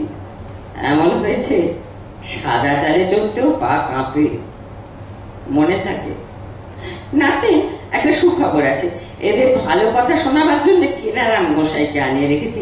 এদের কাছ থেকে প্রণামী আদায় করে খরচটা উঠে যাবে, আর গোসাইজির কাছ থেকে রোজ সন্ধ্যেবেলায় এরা। ফাগুলাল হঠাৎ ভীষণ খেপে ওঠে, বলে, না না, সে হবে না সরকারজি। এখন সন্ধ্যেবেলায় মদ খেয়ে বড় জোর মাতলামি করে উপদেশ শোনাতে এলে কিন্তু নরহত্যা করে যাবে। হ্যাঁ। বিশু আর চন্দ্রা মিলে ওকে থামাবার চেষ্টা করে, আর সঙ্গে সঙ্গে গোসাইয়ের প্রবেশ হয়ে উপরের পথ দিয়ে। সর্দার দেখে বলে, এই যে বলতে বলতেই উপস্থিত। প্রভু প্রণাম। আমাদের কারিগরদের দুর্বল মন মাঝে মাঝে অশান্ত হয়ে ওঠে, এদের কানে একটু শান্তি মন্ত্র রবে, বাড়ি দরকার। গোসাই বলে, এদের কথা বলছো? আহা, এরা তো স্বয়ং কুর্ম অবতার। বোঝার নিচে নিজেকে চাপা দিয়েছে বলেই না সংসারটা টিকে আছে। ফাগুলার পিছু পিঠে দাঁড়িয়েছিল। গোসাই ওই পিঠের চিহ্নটা দেখতে দেখতে বলেন, 47-এ খ। তা বাবা 47 খ? একবার ঠাউরে দেখো, যে মুখে নাম কীর্তন করি সেই মুখে অন্ন যোগাও তোমরা। শরীর পবিত্র হলো যে নামাবলিখানা গায়ে দিয়ে মাথার ঘাম পায়ে ফেলে সেখানে বানিয়েছো তোমরাই। এ কি কম কথা বাবা? আশীর্বাদ করি সর্বদাই অবিচলিত থাকো, তাহলেই ঠাকুরের দয়াও তোমাদের পরে অবিচলিত থাকবে। বাবা একবার কণ্ঠ খুলে বলো হরি হরি হরি হরি। চন্দ্রা বলে আহা কি মধুর। বাবা অনেকদিন এমন কথা শুনিনি, দাও দাও আমাকে একটু পায়ের ধুলো দাও। প্রণাম করে গোসাই তাড়াতাড়ি খড়ম খুলে পায়ের ধুলো দেন, বলেন অবিচলিত থেকো বৎস। ফাগুলাল রেগে উঠে বলে এতক্ষণ অবিচলিত ছিলুম, কিন্তু আর তো পারি নে। সর্দার এত বড় অপবাদ কিসের জন্য? প্রণামী আদায় করতে চাও রাজি আছে, কিন্তু ওই ভণ্ডামি সরব না। আবার বিশু তাকে থামায়। চন্দ্রা রাগ করে বলে ওঠে দেখো ইহকাল পরকাল তুমি কি দুই খাওয়াতে বসেছো? হ্যাঁ গো, তোমার গতি হবে কি? এমন গতি তো তোমার আগে ছিল না। আমি বেশ দেখতে পাচ্ছি তোমাদের ওপরে ওই নন্দিনীর হাওয়া লেগেছে। চকিতে সর্দার আর গোসাইয়ের দৃষ্টি বিনিময় হয়। গোসাই বলে যাই বলো সর্দার, কি সরলতা, পেটে মুখে এদের আমরা শেখাবো কি? এরাই আমাদের শিক্ষা দেবে, বুঝেছ? বলে বুঝেছি বই কি, এও বুঝেছি যে উৎপাতটা বেঁধেছে কোত্থেকে, যাকে এদের ভার আমাকেই নিতে হচ্ছে। প্রভুপাদ বরঞ্চ ও পাড়ায় নাম শুনে আসুন, সেখানে করাতিরা যেন একটু খিটখিট শুরু করেছে। বলে কোন পাড়া বললে সর্দার বাবা? সর্দার বলে টঠা পাড়ায়, সেখানে 71-এর ট হচ্ছে মোড়ল। আরে মূর্ধন্য 9-65 যেখানে থাকে তার মায় সেই পাড়া শেষ। ও টঠা পাড়া। তা বাবা দন্তন্য পাড়া যদিও এখনো নড়নড় করছে, মূর্ধন্য নড়া ইদানিং অনেকটা মধুর রসে মজেছে। মন্ত্র নেবার মতো প্রাণ তৈরি হলো বলে তবু আর কটা মাস পাড়ায় ফৌজ রাখা ভালো, কেননা নাম অহংকার আত পররিপু। ফৌজের চাপে অহংকারটা দমন হয়, তারপরে তো আমাদের পালা। হ্যাঁ তবে আসি। চন্দ্রা বলে প্রভু আশীর্বাদ করো, এদের যেন সুমতি হয়, অপরাধ নিও না। গোসাই আবার পায়ের ধুলো দেয়, বলে ভয় নেই মা লক্ষ্মী, ভয় নেই, এরা সম্পূর্ণ ঠান্ডা হয়ে যাবে, ঠান্ডা হয়ে যাবে। হরি বল হরি বল। গোসাইয়ের প্রস্থান। গোসাইয়ের চরিত্রে অভিনয় করতেন সদ্যপ্রয়াত শ্রীকুমার রায়। সর্দার বলে ওই 69 মুহ, তোমাদের ও পাড়ার মেজাজটা যেন কেমন দেখছি। বিশু বলে তা হতে পারে, গোসাই যে এদের ওই কুর্ম অবতার বললেন তো, কিন্তু শাস্ত্রমতে অবতারের বদল হয়। কুর্ম হঠাৎ বরাহ হয়ে ওঠে, বর্মের বদলে বেরিয়ে পড়ে দন্ত, আর দৈর্যের বদলে কম। চন্দ্রা প্রমাদ করে, থামিয়ে বলে বিশুরে একটু থামো তো। সর্দার দাদা আমার দরবারটা ভুলো না। না না কিছুতেই না, শুনে রাখলুম, মনেও রাখবো। মনে থাকবে তো সর্দার দাদা? সর্দার বলে হ্যাঁ থাকবে বই কি, থাকবে থাকবে নিশ্চয়ই থাকবে। বলতে বলতে চলে যায়। চন্দ্রা খুব মুগ্ধ দৃষ্টিতে সেদিকে যেয়ে থাকে। আহা দেখলে সর্দার লোকটি কি সরেস, সবার সঙ্গে হেসে কথা। হ্যাঁ বিশু বলে হ্যাঁ খুব সরেস, সবার সঙ্গে হেসে কথা। মকরের দাঁত, শুরুতে হাসি অন্তিমে কামড়। মা বলি এর মধ্যে কামড়টা কোথায় দেখে? বলে জানো না, ওরা ঠিক করেছে এবার থেকে এখানে কারিগরদের সঙ্গে তাদের স্ত্রীরা আসতে পারবে না। এই যে এখানে বারবার বলা হচ্ছে যে এই জঠরে প্রবেশ করার একটি পথ ছাড়ার পথ নেই, একবার প্রবেশ করলে আর বেরোনো যায় না, এই কথাটা কিন্তু শ্রমিকের আইনের ইতিহাস পড়লে অত্যন্ত সত্য কথা। একবার ঢুকে পড়লে ইচ্ছে মতো কাজ ছেড়ে দেওয়ার কোনো উপায় বা ক্ষমতা তাদের ছিল না, প্রায় চিরজীবনের মতো দাসখত লিখিয়ে দেওয়া। এবং এই কথা সত্য প্রমাণও আছে যে কারিগরদের সঙ্গে তাদের স্ত্রীদের আসতে হবে না, এরকমই একটা সিদ্ধান্ত হয়েছিল। নাটক রক্তকরবী বলে শম্ভু মিত্রের একটা বই আছে রক্তকরবী সম্পর্কিত, তাতে এই সত্য প্রমাণ করে দেওয়া আছে, যদি আগ্রহ থাকে কারণ আপনারা জেনে নিতে পারবেন। চন্দ্রা শুনে ভীষণ অবাক হয়ে বলে কেন কেন কেন? বলে সংখ্যারূপে ওদের হিসাবের খাতায় আমরা জায়গা পাই, কিন্তু সংখ্যার অঙ্কের সঙ্গে নারীর অঙ্ক গণিত শাস্ত্রের যোগে মেলে না, তাই। চন্দ্র বলে, ও মা, ওদের নিজেদের ঘরে কি স্ত্রী নেই? তারা কি বলে? বলে, তারাও সোনার তালের মদে বেহুশ নেশায় স্বামীদের ছাড়িয়ে যায়। চন্দ্রা তখন বলে, বিশু বেয়াই, তোমার ঘরে তো স্ত্রী ছিল, তার হলো কি? বিশু বলে, যতদিন চরের উচ্চ পদে ভর্তি ছিল, সর্দারনীদের কোঠা বাড়িতে তার তাস খেলার ডাক পড়তো। সর্দারনীদের কোঠা বাড়িতে? হ্যাঁ, কিন্তু যেদিন এই ফাগুলালদের দলে যোগ দিল, ও পাড়ার তার নেমন্তন্ন বন্ধ হয়ে গেল, আর সেই ধিক্কারে আমাকে ছেড়ে দিয়ে চলে গেছে। চন্দ্রা বলে, ছি ছি, এমন পাপ করে? বিশু বলে, পাপের শাস্তিতে আর জন্মে সে শতান্নি হয়ে জন্মা। বিশু আর ফাগুলাল খুব হাসতে থাকে। এই সময় উপরে রাজপথ দিয়ে রমরমে বাজনার আভাস পাওয়া যেত সর্দারনীতে ভোজের আয়োজন। দুজন সর্দারনী ঢুকে পড়তো, সেটা একেবারেই প্রযোজনার। ঢুকে পড়ে ওই ওপরের চাতালটায় দুজনে হাসাহাসি করতো রাজার ঘরের দিকে দেখিয়ে, খুব হাসতো।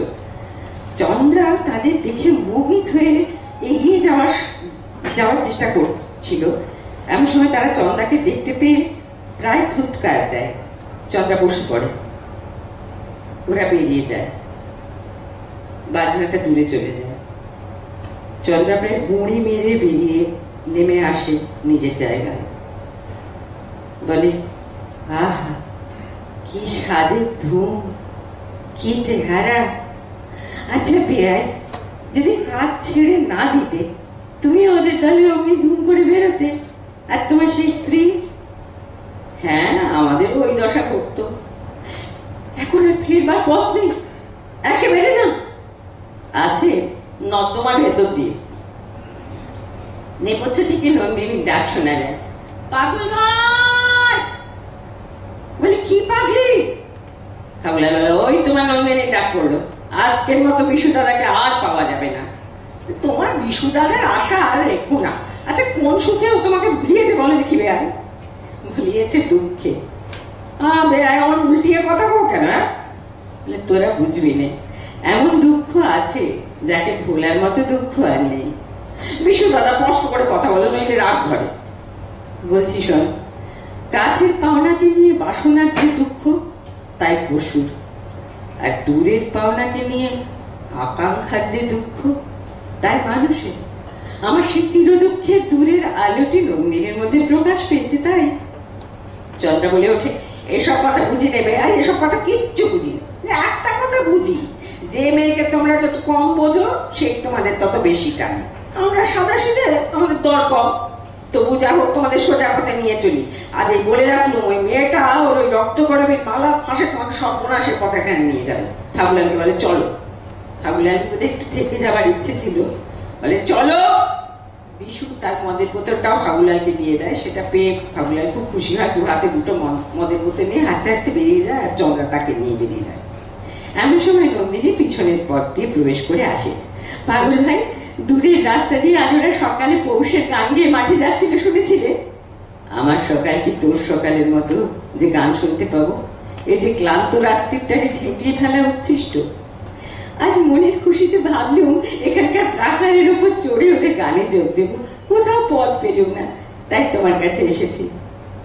আমি তো তোমার প্রাকার নই, তুমি আমার প্রাকার। তোমার কাছে এসে উঁচুতে উঠে বাইরেটাকে দেখতে পাই। তোমার মুখে এ কথা শুনে আশ্চর্য লাগে। কেন? যক্ষপুরীতে ঢুকে অবধি এতকাল মনে হতো জীবন হতে আমার আকাশখানা হারিয়ে ফেলেছি। মনে হতো এখানকার টুকরো মানুষদের সঙ্গে আমাকে এক ঢেঁকিতে কুটে একটা পিণ্ড পাকিয়ে তুলেছে, তার মধ্যে ফাঁক নেই। এমন সময় তুমি এসে আমার মুখের দিকে এমন করে চাইলে, আমি বুঝতে পারলুম আমার মধ্যে এখনো আলো দেখা যাচ্ছে। পাগল ভাই, এই বন্ধ ঘরের ভেতরে কেবল তোমার আমার মাঝখানটাতেই একখানা আকাশ বেঁচে আছে, বাকি আর সব বোঝা, জানো, সব বোঝা। সেই আকাশটা আছে বলেই তো তোমাকে গান শোনাতে পারি। বিশু গান ধরে, ওগো দুঃখ জাগানিয়া তোমায় গান শোনাবো, তাই তো আমায় জাগিয়ে রাখো। বুকে চমক দিয়ে তাই তো ডাকো, ওগো দুঃখ জাগানিয়া। আলো ঘন হয়ে আসে, ওদের দুজনের ওপরে কাটা ছেঁড়া আলো। বাকি মঞ্চটা অন্ধকার। পাগল, যে দুঃখটির গান তুমি গাও, আগে আমি তার খবর পাইনি। কেন? রঞ্জনের কাছে? না, দুই হাতে দুই দাঁড় ধরে সে আমাকে তুফানের নদী পার করে দেয়, বুনো ঘোড়ার কেশর ধরে আমাকে বনের ভিতর দিয়ে ছুটিয়ে নিয়ে যায়। লাফ দেওয়া বাঘের দুই ভুরুর মাঝখানে তীর মেরে সে আমার ভয়কে উড়িয়ে দিয়ে হা করে হেসে ওঠে। আমাদের নাগাই নদীতে ঝাঁপিয়ে পড়ে স্রোতটাকে নিয়ে যেমন সে তোলপাড় করে, আমাকে নিয়েও সে তেমনি তোলপাড় করতে থাকে। প্রাণ নিয়ে সর্বস্ব পণ করে সে হার জিতের খেলা খেলে। সেই খেলাতেই তো আমাকে জিতে নিয়েছে। বিশু ছটফট করে উঠে পিছন ফিরে দাঁড়ায়। নন্দিনী সেদিকে তাকিয়ে যেন সব মনে পড়ে যায়। বলে, পাগল ভাই, একদিন তুমিও তো তার মধ্যে ছিলে, কিন্তু কি মনে করে বাজে খেলার ভিড় থেকে একলা বেরিয়ে এলে, আর যাবার সময় কেমন করে আমার মুখের দিকে তাকালে বুঝতে পারলাম না। তারপর কতকাল খোঁজ পাইনি। কোথায় তুমি গেলে বলো তো? বিশু গান ধরে,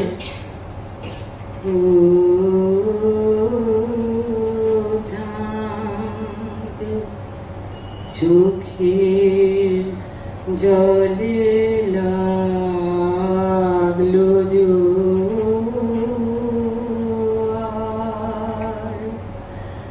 দুঃখের পারাবার,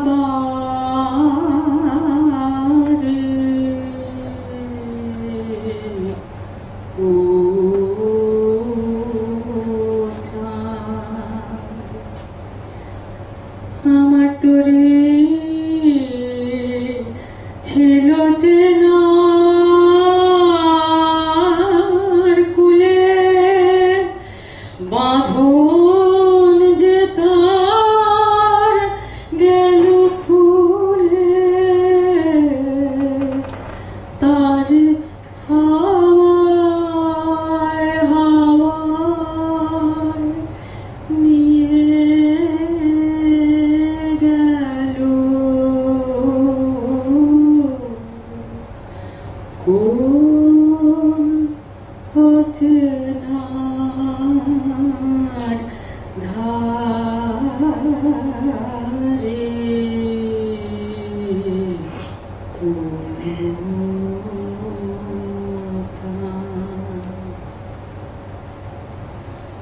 সেই অচেনার ধার থেকে এখানে যক্ষপুরীর সুরঙ্গ খোদার কাছে কে তোমাকে আবার টেনে আনলে? একজন মেয়ে। মেয়ে? হ্যাঁ, মেয়ে। হঠাৎ তীর খেয়ে উড়ন্ত পাখি যেমন মাটিতে পড়ে যায়, সে আমাকে তেমনি করে এই ধুলোর মধ্যে এনে ফেলেছে। তোমাকে সে কেমন করে ছুঁতে পারলে? তৃষ্ণার জল যখন আশার অতীত হয়, মরিচিকা তখনই না সহজে ভোলায়। একদিন পশ্চিমের জানলা দিয়ে আমি দেখছিল মেঘের স্বর্ণপুরী, সে দেখছিল সর্দারের সোনার চুলো। আমাকে কটাক্ষে বললে, ওইখানে আমাকে নিয়ে যাও, দেখি কত বড় তোমার সামর্থ্য। আমি স্পর্ধা করে বললুম, যাবো নিয়ে। আনলুম তাকে সোনার চূড়ো নেচে। তখন আমার ঘোর ভাঙল।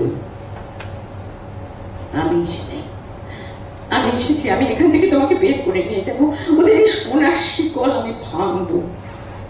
বিশ্ববাণী, তুমি যখন এখানকার রাজাকে পর্যন্ত টলিয়েছো, তখন তোমাকে ঠেকাবে কিসে? আচ্ছা আচ্ছা, তোমার ওকে ভয় করে না? বলে, এই জানলার বাইরে থেকে ভয় করে, কিন্তু আমি যে ভেতরে গিয়ে দেখেছি। কিরকম দেখলে? দেখলো মানুষ, হ্যাঁ মানুষ, কিন্তু প্রকাণ্ড। মনে হলো রামায়ণ মহাভারত থেকে যেন নেমে এসেছে কেউ।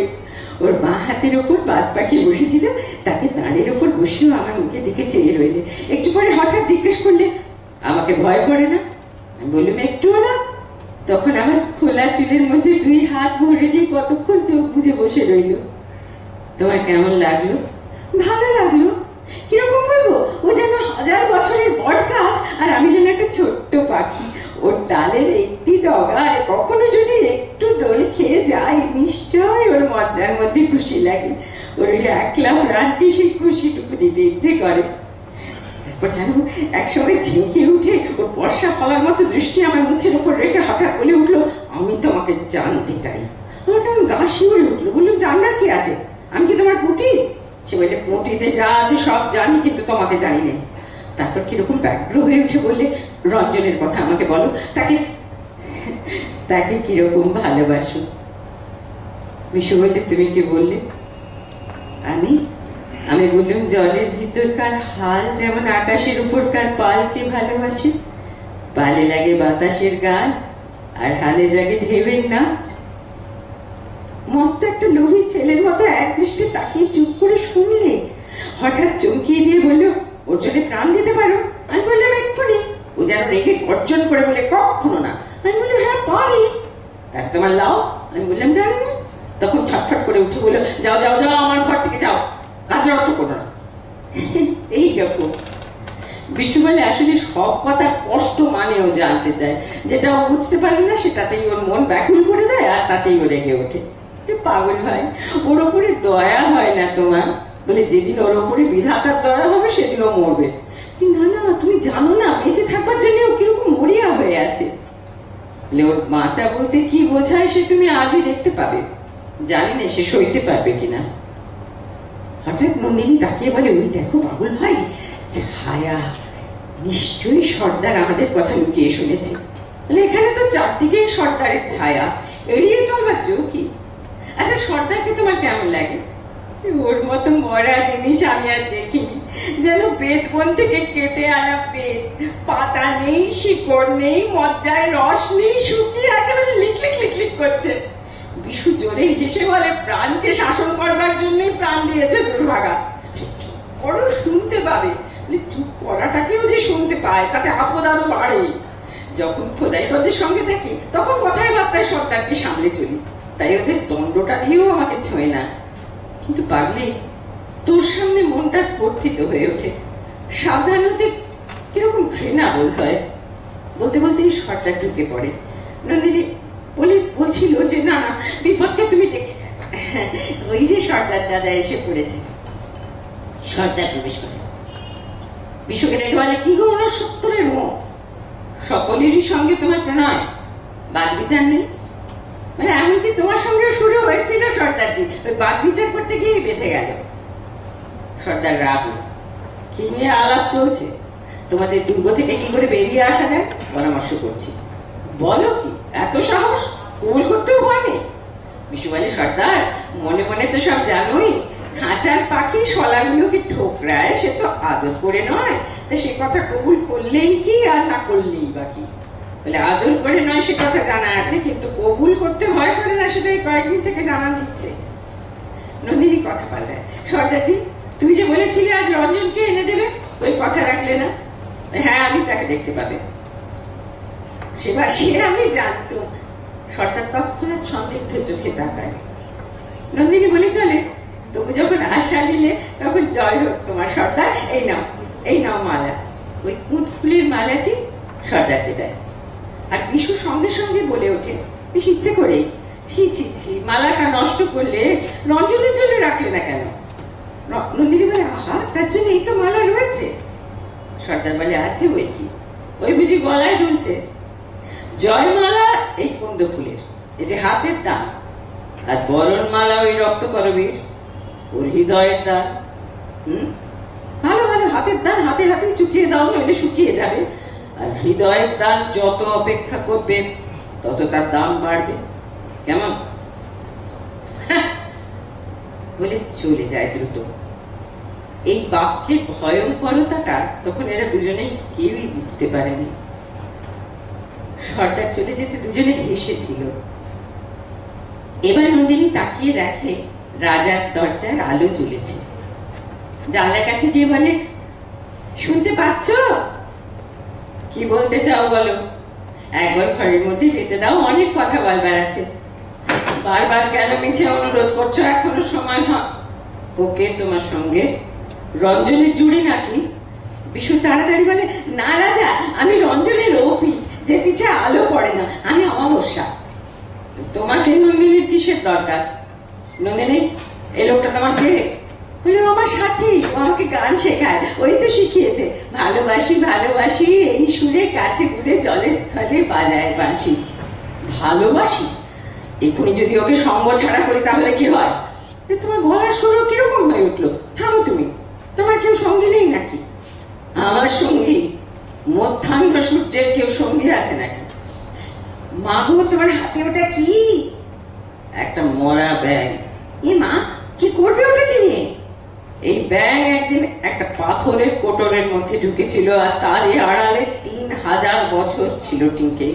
এইভাবে কি করে টিকে থাকতে হয় তারই রহস্যর কাছ থেকে শিখছিল। কি করে বেঁচে থাকতে হয় তাও জানে না। আজ আর ভালো লাগলো না, পাথরের আড়াল ভেঙে ফেললুম। নিরন্তর টিকে থাকার থেকে ওকে দিল মুক্তি। ভালো খবর নয়? মানে আমারও চারদিক থেকে তোমার পাথরের দুর্গ আজ খুলে যাবে। আমি জানি আজ রঞ্জনের সঙ্গে দেখা হবে, তখন তোমাদের দুজনকে একসঙ্গে বসিয়ে দেখতে চাই। মানে জালের আড়ালে তোমার চশমার ভেতর দিয়ে দেখতেই পাবে না, ঘরের ভেতরে বসিয়ে দেখো, তাতে কি হবে আমি জানতে চাই। তুমি যখন জানবার কথা বলো আমার কেমন ভয় করে।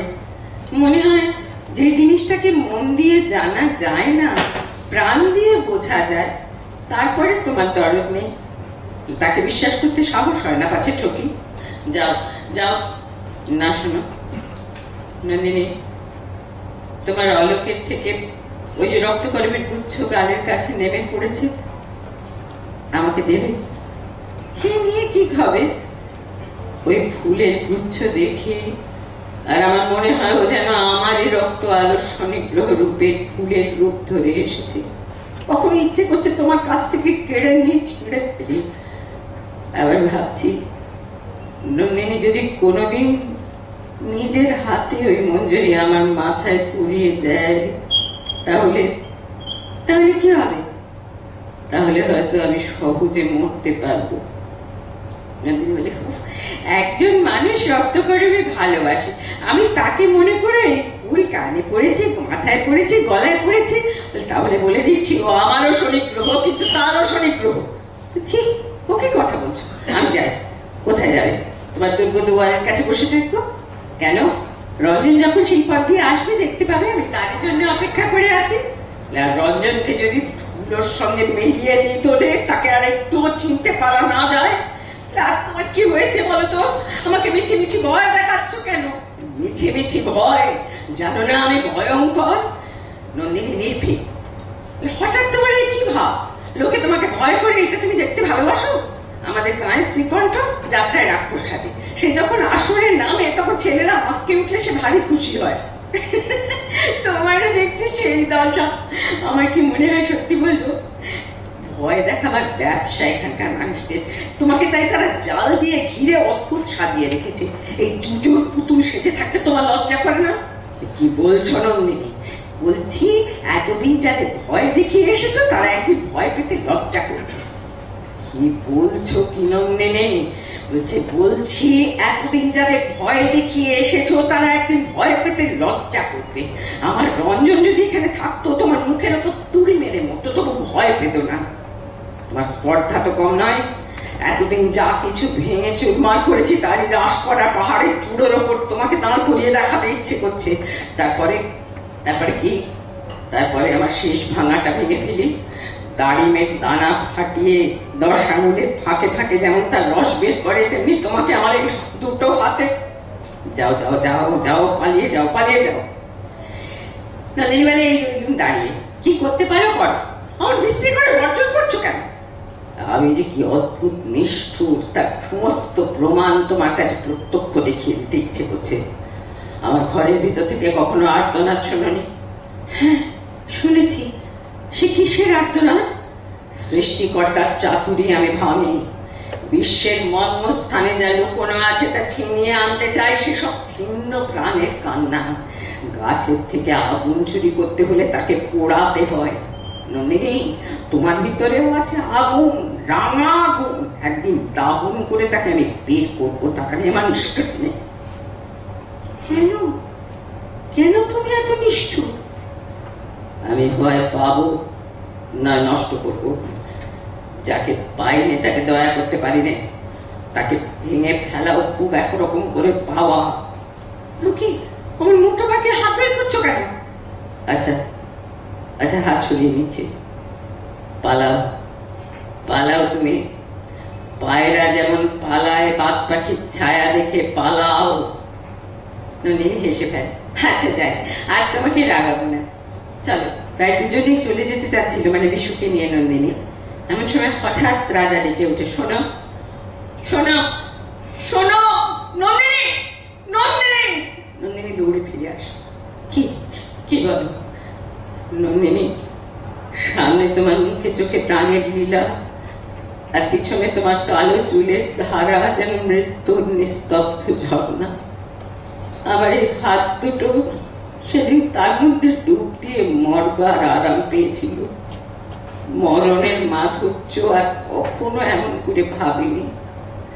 সেই গুচ্ছ গুচ্ছ কালো চুলের নিচে মুখ ঢেকে ঘুমোতে আমার ভারী ইচ্ছে করছে। তুমি জানো না আমি কত শ্রান্ত। তুমি কি কখনো ঘুমো না? না না, ঘুমোতে আমার ভয় করে।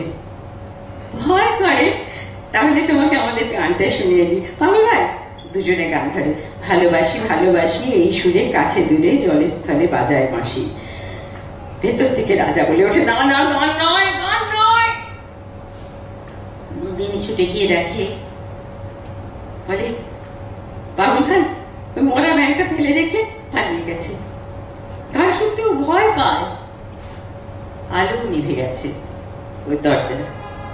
বিশু বলে, ওর বুকের মধ্যে যে বুড়ো ব্যাংকটা সকল রকমের সুরের ছোঁয়াচ বাঁচিয়ে আছে, গান শুনলে তার মরতে ইচ্ছে করে, তাই ওর ভয় লাগে।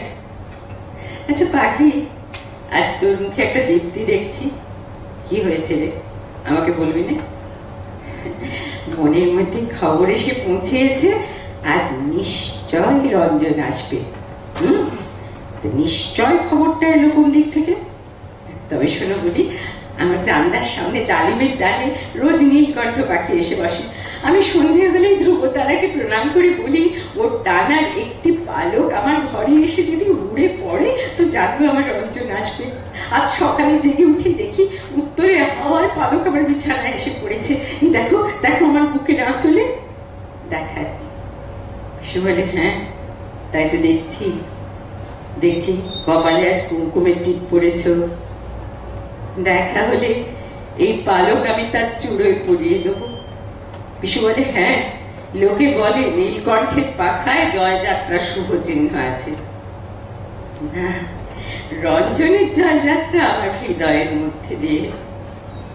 বিশু বোধহয় আবার এই কথাটা একটা ধাক্কা লাগে। বলে, পাগলি আমি এখন যাই যাই আমার নিজের কাজে। ওই না, আজ তোমাকে কাজ করতে দেব না। কি করবো বল? গান গান করো। পাগল, যখন তুমি গান করো তখন কেবলই আমার মনে হয় অনেক অনেক তোমার পাওনা ছিল, কিন্তু তোমাকে কিচ্ছু দিতে পারিনি। তো সেই কিচ্ছু না দেওয়া আমি ললাটে পড়ে চলে যাব। অল্প কিছু দেওয়ার দামে আমার গান বিক্রি করবো না। চল বল, এখন কোথায় যাবি? পথের ধারে যেখান দিয়ে রঞ্জন আসবে সেখানে বসে আবার তোমার গান শুনবো। দুজনে গান ধরতো, ভালোবাসি ভালোবাসি গাইতে গাইতে মঞ্চের পিছনের পথ দিয়ে ওরা বেরিয়ে যেত। আকাশি পটে তখন নীল আলো, ওরা ছায়ার মতো হয়ে যেত। মঞ্চে এক অপরূপ কাব্য তৈরি হতো। হাত ধরাধরি করে দুজনে গাইতে গাইতে বেরিয়ে যাচ্ছে। এরপরে উজ্জ্বল আলো জ্বলে উঠে একেবারে এক অন্য ছবি, অন্য বাতাবরণ। সর্দার আর মৌর প্রবেশ করতো ওই উপরের রাজপথ দিয়ে, খুব দ্রুত সিঁড়ি বেয়ে নেমে আসতো ওরা। সর্দার বলে, না না না, এ পাড়ায় রঞ্জনকে কিছুতেই আসতে দেওয়া চলবে না। মোড়ল বলে, ওকে দূরে রাখবো বলেই তো বজ্রগড়ের সুরঙ্গে কাজ করাতে নিয়ে গিয়েছিল। তা কি হলো? কিছুতেই করা হলো না।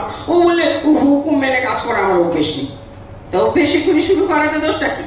সেই চেষ্টা করা হলো, বড় মোড়ল এক কোটাইকে নিয়ে এলো।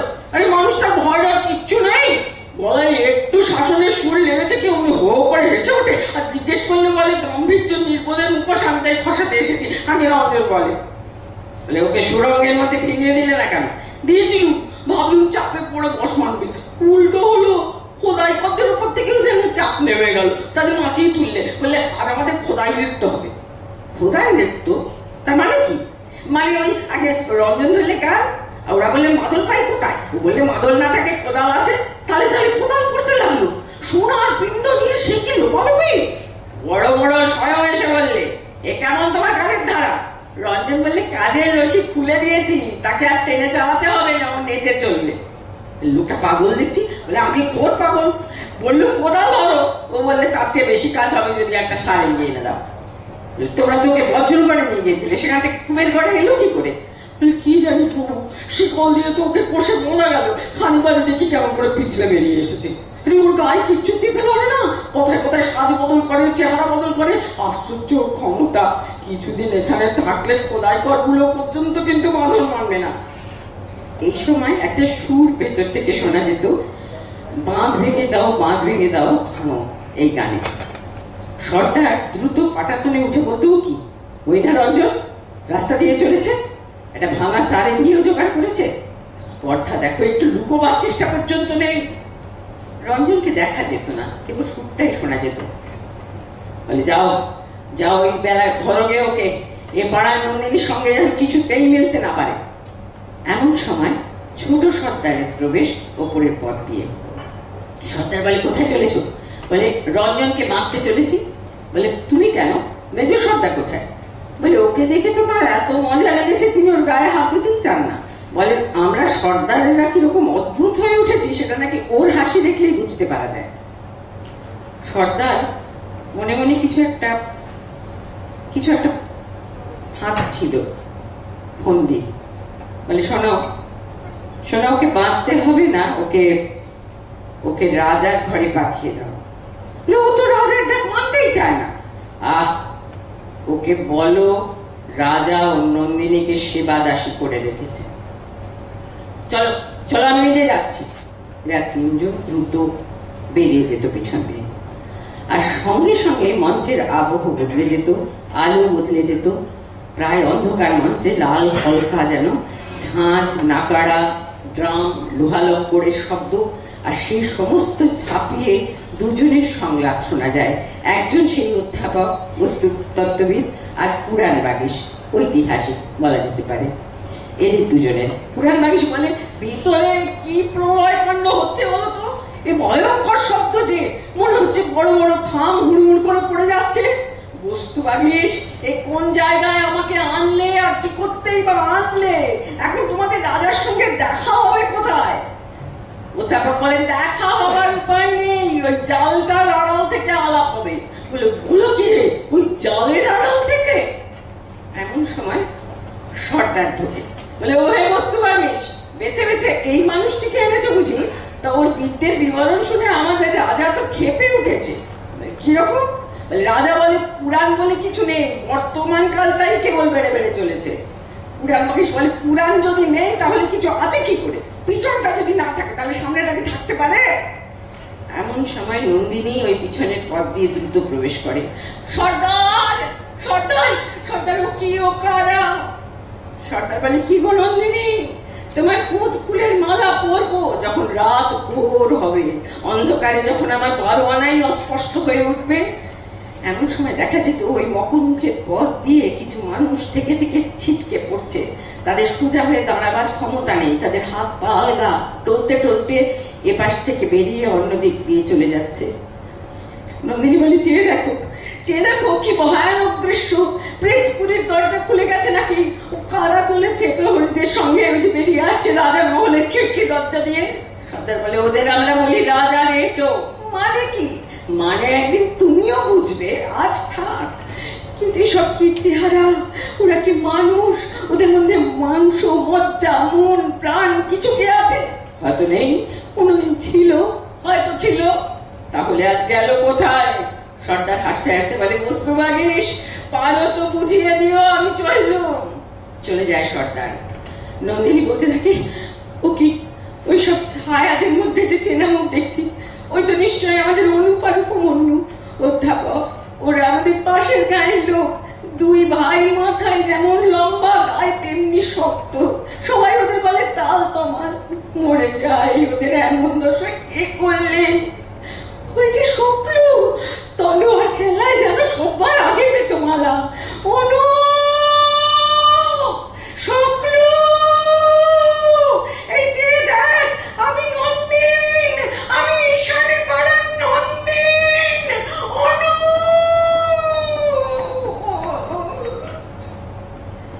মাথা তুলে দেখলে না, চিরদিনের মতো ওদের মাথা হেঁট হয়ে গেছে। গেল গো, আমাদের গায়ের সব আলো নিভে গেল।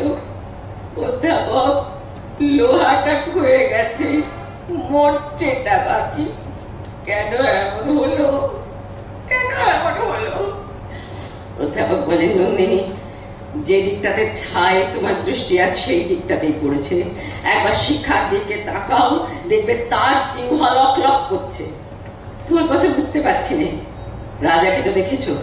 হ্যাঁ, সে যে অদ্ভুত। সেই অদ্ভুতটি হলো যার জমা, এই কিম্ভুকটি হলো তার খরচ। ছোটগুলো হতে থাকে ছাই, আর ওই বড়টা চলতে থাকে শিখা। এই হচ্ছে বড় হওয়ার তত্ত্ব। এও তো রাক্ষসের তত্ত্ব। তত্ত্বের ওপর রাগ করা মিছে। সে ভালোও নয়, মন্দও নয়। যেটা হয় সেটা হয়। তার বিরুদ্ধে যাও তো হওয়ারই বিরুদ্ধে যাবে। এই যদি মানুষের হওয়ার রাস্তা হয়, তাহলে চাই না এমন হওয়া। নন্দিনী দৌড়ে চলে যায় জলের দরজার দিকে, কড়া ধরে নাড়িয়ে বলে, শোনো শোনো, কাকে ডাকছো তুমি? ভিতরকার কপাট পড়ে গেছে, ডাক শুনতে পাবে না। নন্দিনী আবার দৌড়ে চত্বরের উপরে উঠে আকুল হয়ে ডাকে, বিশু পাগল, পাগল ভাই, পাগল ভাই। তাকে ডাকছো কেন? এখনো সে যে ফিরলো না, আমার ভয় করছে। একটু আগে তো তোমার সঙ্গেই তাকে দেখেছি। সর্দার বললে রঞ্জনকে চিনিয়ে দেবার জন্য তার ডাক পড়েছে। সঙ্গে যেতে চাইলুম, দিলে না। এমন সময় একটু পুরুষের কণ্ঠর আর্তনাদ শোনা যেত। নন্দিনী বলে, কিসের আর্তনাদ? অধ্যাপক বলে, বোধ করি ওই পালোয়ানের। সে কে? সে যে জগৎ বিখ্যাত গজ্জু, যার ভাই ভজন স্পর্ধা করে রাজার সঙ্গে কুস্তি করতে এলো, তারপর তার লঙ্গটির একটা ছেঁড়া সুতো কোথাও দেখা গেল না। সেই রাগে গজ্জু এলো তালটুকে। ওকে গোড়াতেই বলেছিলুম, এ রাজ্যে সুরঙ্গ খুঁজতে চাও তো এসো, মরতে মরতেও কিছুদিন বেঁচে থাকবে।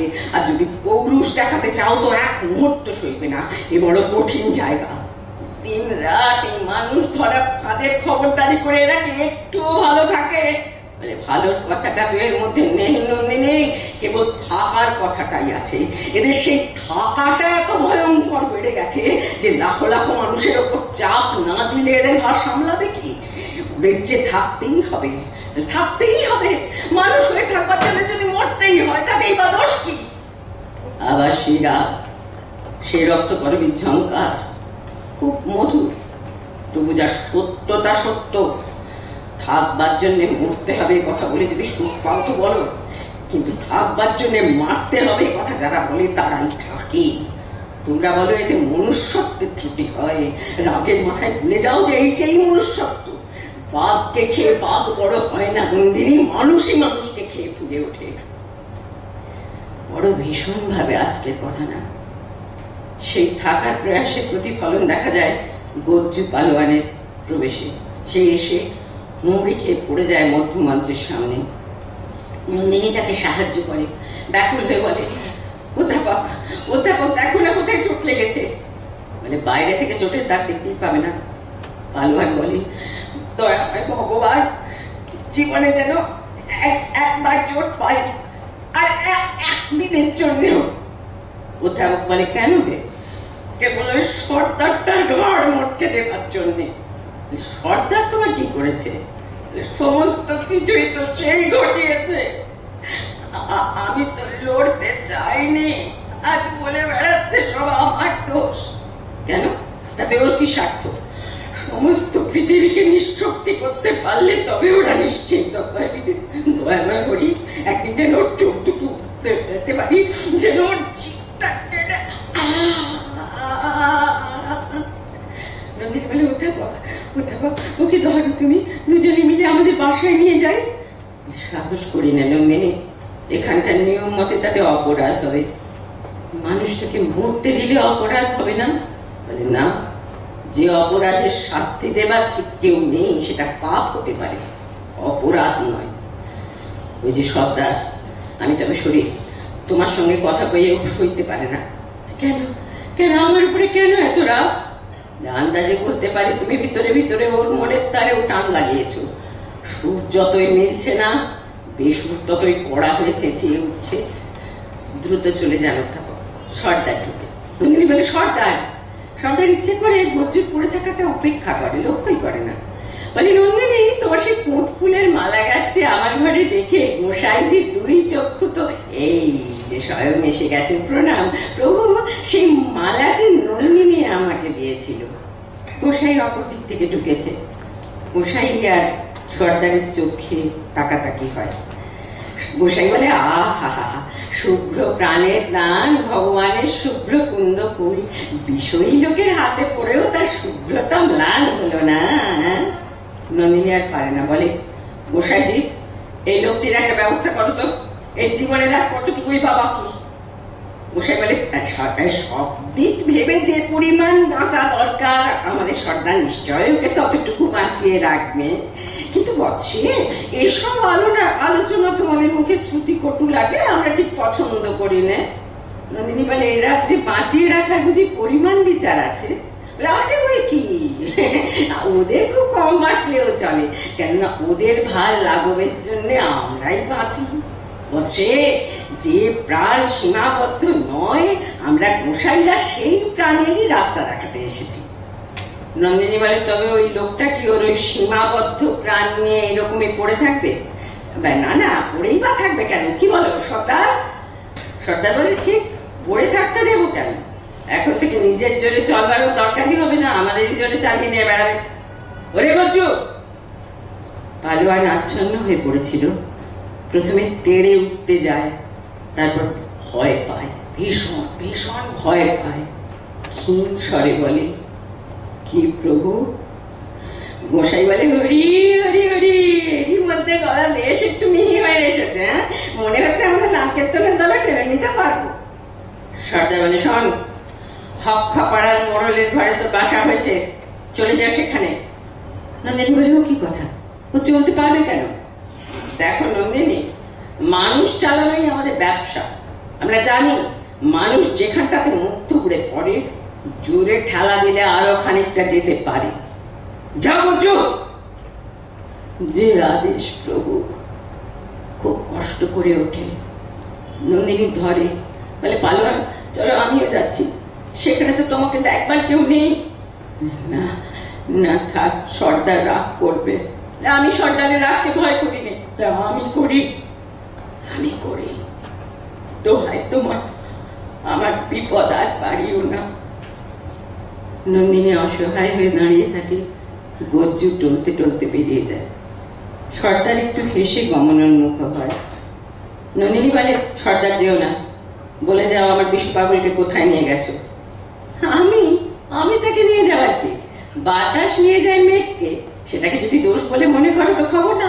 বাতাসকে কে দিয়েছে খেলা? বলে, এ কোন সর্বনেশে দেশ গো? তোমরাও মানুষ নও, আর যাদের চালাও তারাও মানুষ নয়। তোমরা হাওয়া আর তারা মেঘ। গোসাই, তুমি নিশ্চয় জানো কোথায় আছে আমার বিশু পাগল। গোসাই খুব বিপদে পড়ে। হ্যাঁ, আমি নিশ্চয় জানি, যে যেখানে থাকে সব ভালোর জন্যেই থাকে। নন্দিনী বলে, কার ভালোর জন্যে? বলে, গোসাই জপমালাটা মুঠো করে ধরে। বলে, সে তুমি বুঝবে না, ছাড়ো ছাড়ো, ওটা আমার জপমালা। বলতে বলতে জপমালাটা ছেড়ে যায়। নন্দিনী বলে, কার ভালোর জন্যে? বলে, নামাবলিটা ধরে। এবার বলে, এবার আমার নামাবলিটা শুধু ছেড়বে সর্দার, এই মেয়েটিকে অবিলম্বে। বলে কোন রকমে ওপরের পথ দিয়ে পালিয়ে যায়। সর্দারও চলে যাচ্ছিল, নন্দিনী পথ আটকায়। সর্দার, বলতেই হবে কোথায় নিয়ে গেছে বিশু পাগলকে। তাকে বিচারশালায় ডেকেছে, বেশি বলবার নেই, ছাড়ো আমাকে, আমার কাজ আছে। আমি নারী বলে আমাকে ভয় করো না। বিদ্যুৎ শিখার হাত দিয়ে ইন্দ্র তার বজ্র পাঠিয়ে দেন, আমি সেই বজ্র বয়ে এনেছি, ভাঙবে তোমার সর্দারের সোনার চূড়ো। তবে সত্য কথাটা বলে যায়, বিশুর বিপদ ঘটিয়েছ তুমি। আমি? হ্যাঁ তুমি। এতদিন কীটের মতো নিঃশব্দে মাটির নিচে গর্ত করে সে চলেছিল, তাকে মরবার পাখা মেলতে শিখিয়েছ তুমি।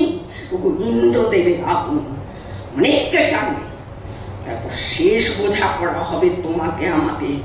তা বেশি দেরি নেই।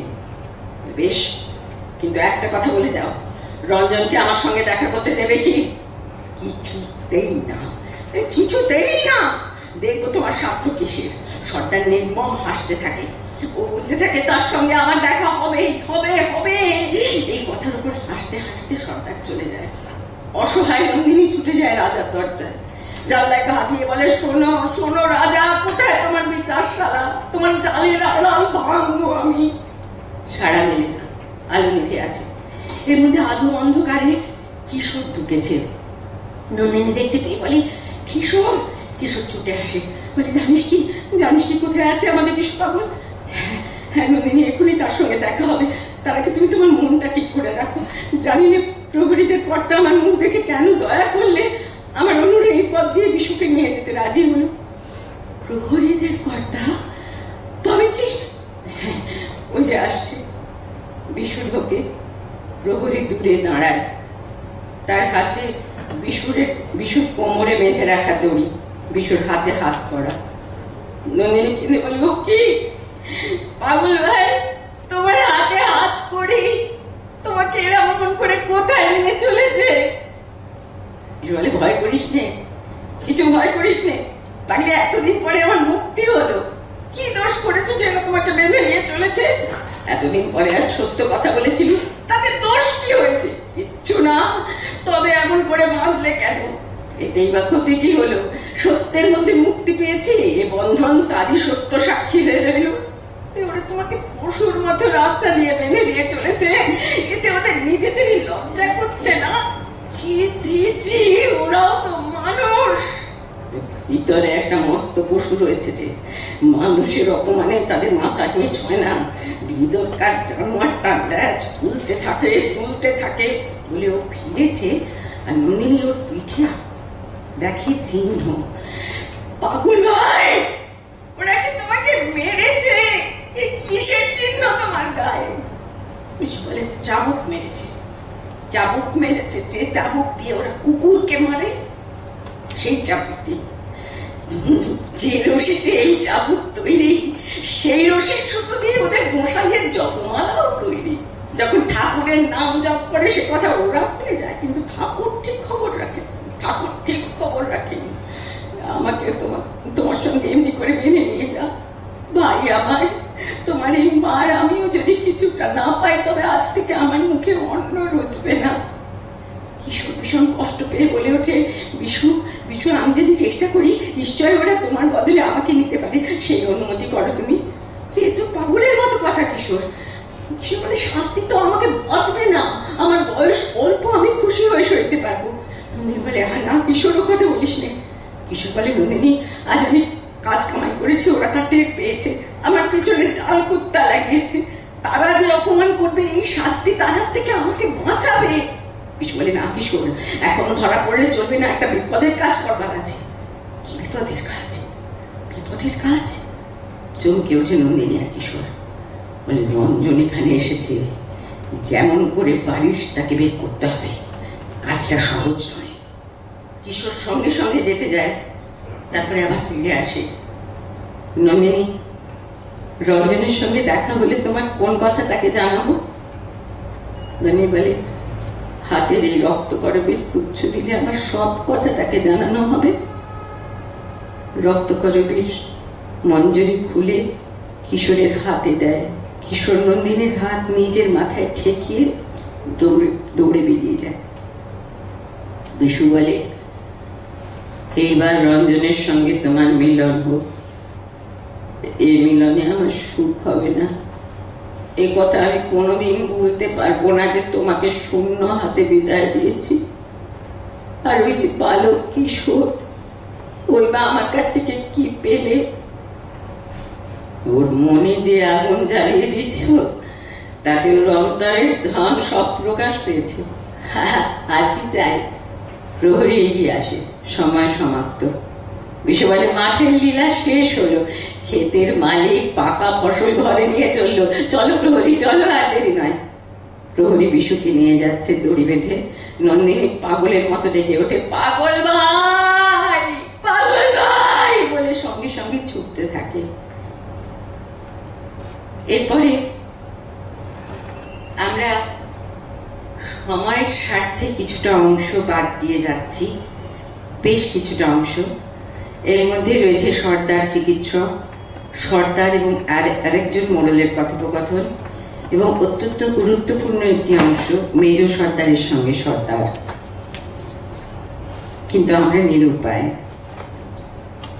আমরা চলে আসছি সেইখানে যেখানে বাঁশিতে আবহ আর আকাশি পটে সিঁদুরে মেঘ। নন্দিনীর চুল আলগা খোঁপা করা, সে একেবারে পিছনের পথ দিয়ে যেন প্রায় ছায়ার মতো প্রবেশ করে। বলে, দেখতে দেখতে সিঁদুরে মেঘে আজকের গোধূলি রাঙা হয়ে উঠল। ওই কি আমাদের মিলনের রং? আমার শীতের সিঁদুর যেন সমস্ত আকাশে ছড়িয়ে গেছে। রাজার দরজায় খা দিয়ে বলে, শোনো শোনো শোনো, দিন রাত এখানে পড়ে থাকবো যতক্ষণ না শোনো। আলো নিভে আছে, সাড়া মেলে না। নন্দিনী বলতে থাকে, তোমাদের ধ্বজদণ্ডের দেবতা সে কোনোদিনই নরম হবে না, কিন্তু জালের আড়ালের মানুষ কি চিরদিন জালে বাঁধা হয়ে থাকবে? শোনো। ইতিমধ্যে উত্তেজিত ফাগুলাল আর চন্দ্রা প্রবেশ করে ওই পথ দিয়ে।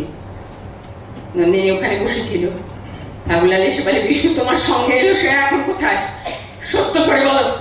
নন্দিনী প্রায় কেঁদে ফেলে বলে, ফাগুলাল তাকে বন্দি করে নিয়ে গেছে। চন্দ্রা বলে, রাক্ষসী, তুই তাকে ধরিয়ে দিয়েছিস, তুই তুই ওদের চর। নন্দিনী বলে, কোন মুখে এমন কথা বলতে পারলি? ফাগুলাল বলে, এখানে সবাই সবাইকে সন্দেহ করে, কিন্তু তবু তোমাকে আমি বিশ্বাস করে এসেছি। মনে মনে আমি তোমাকে, কিন্তু আজ কেমন ধরে ঠেকছে যে। নন্দিনী বলে, হবে হবে তা হবে, আমার সঙ্গে এসে বিপদে পড়েছে, কিন্তু ও কেন আমাকে বললে যে বিপদের তলায় তলিয়ে গিয়ে তবে মুক্তি?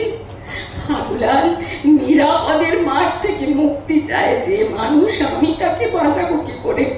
চন্দ্রা বলে, ও সব কথা কিচ্ছু বুঝে নে, ও সব কথা কিচ্ছু বুঝে নে। ওকে যদি ফিরিয়ে না আনতে পারিস তো মরবি মরবি। তোর সুন্দর করে মুখ দেখে আমি ভুলে নে, আমি ভুলে নে।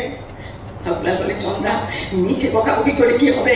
চলো কারিগর পাড়া থেকে দলবল জুটিয়ে আনি, বন্দিশালা চুরমার করে ভাঙবো। গোকুল প্রবেশ করে সদল বলে, বলে সবার আগে ওই ডাইনিটাকে পুড়িয়ে মারতে হবে। চন্দ্রা বলে, মারবে? তাতে ওর শাস্তি হবে না? যে রূপ নিয়ে ও সর্বনাশ করে বেড়ায় সেই রূপটাকে দাও গুছিয়ে। বলে, তা পারি একবারে, এতদিন নাচনটা। ফাগুলাল থামায়, খবরদার ওর গায়ে হাত দাও যদি তাহলে। নন্দিনী বলে, ফাগুলাল তুমি থামো, ও ভীরু, আমাকে ভয় করে, তাই আমাকে মারতে চায়। আমি ওর মারতে ভয় করি নে, কি করতে পারে করুক, কাপুরুষ। গোকুল আবার তেড়ে মারতে যায়, ফাগুলাল আবার ঠেকায়। গোকুল বলে, ফাগুলাল, এখনো তোমার চৈতন্য হয় না। সর্দারকেই তুমি শত্রু বলে জানো, তাও যে শত্রু সহজ শত্রু তাকে শ্রদ্ধা করি, কিন্তু তোমাদের ওই মিষ্টি মুখে সুন্দরী। নন্দিনী বলে, সর্দারকে তোমার শ্রদ্ধা? পায়ের তলাটাকে পায়ের তলার কাদার যেরকম শ্রদ্ধা। যে দাস সে কখনো শ্রদ্ধা করতে পারে? গোকুল আবার খেপে মারতে যায়। ফাগুলাল আবার থামিয়ে বলে, গোকুল, তোমার পৌরুষ দেখার সময় এসেছে, কিন্তু এই মেয়ের কাছে নয়। চলো আমার সঙ্গে, বন্দিশালা ভেঙে চুরমার করবো, চলো। ফাগুলাল কারিগরদের নিয়ে বেরিয়ে যায়। গোকুল আর চন্দ্রা কিন্তু অন্য পথ ধরে চলে যায়। জানা যায় তারা সর্দারের কাছে কাঁদাকাটা করতে গিয়েছিল। আলো বদলায়, বেহালায় সন্ত্রস্ত সুর।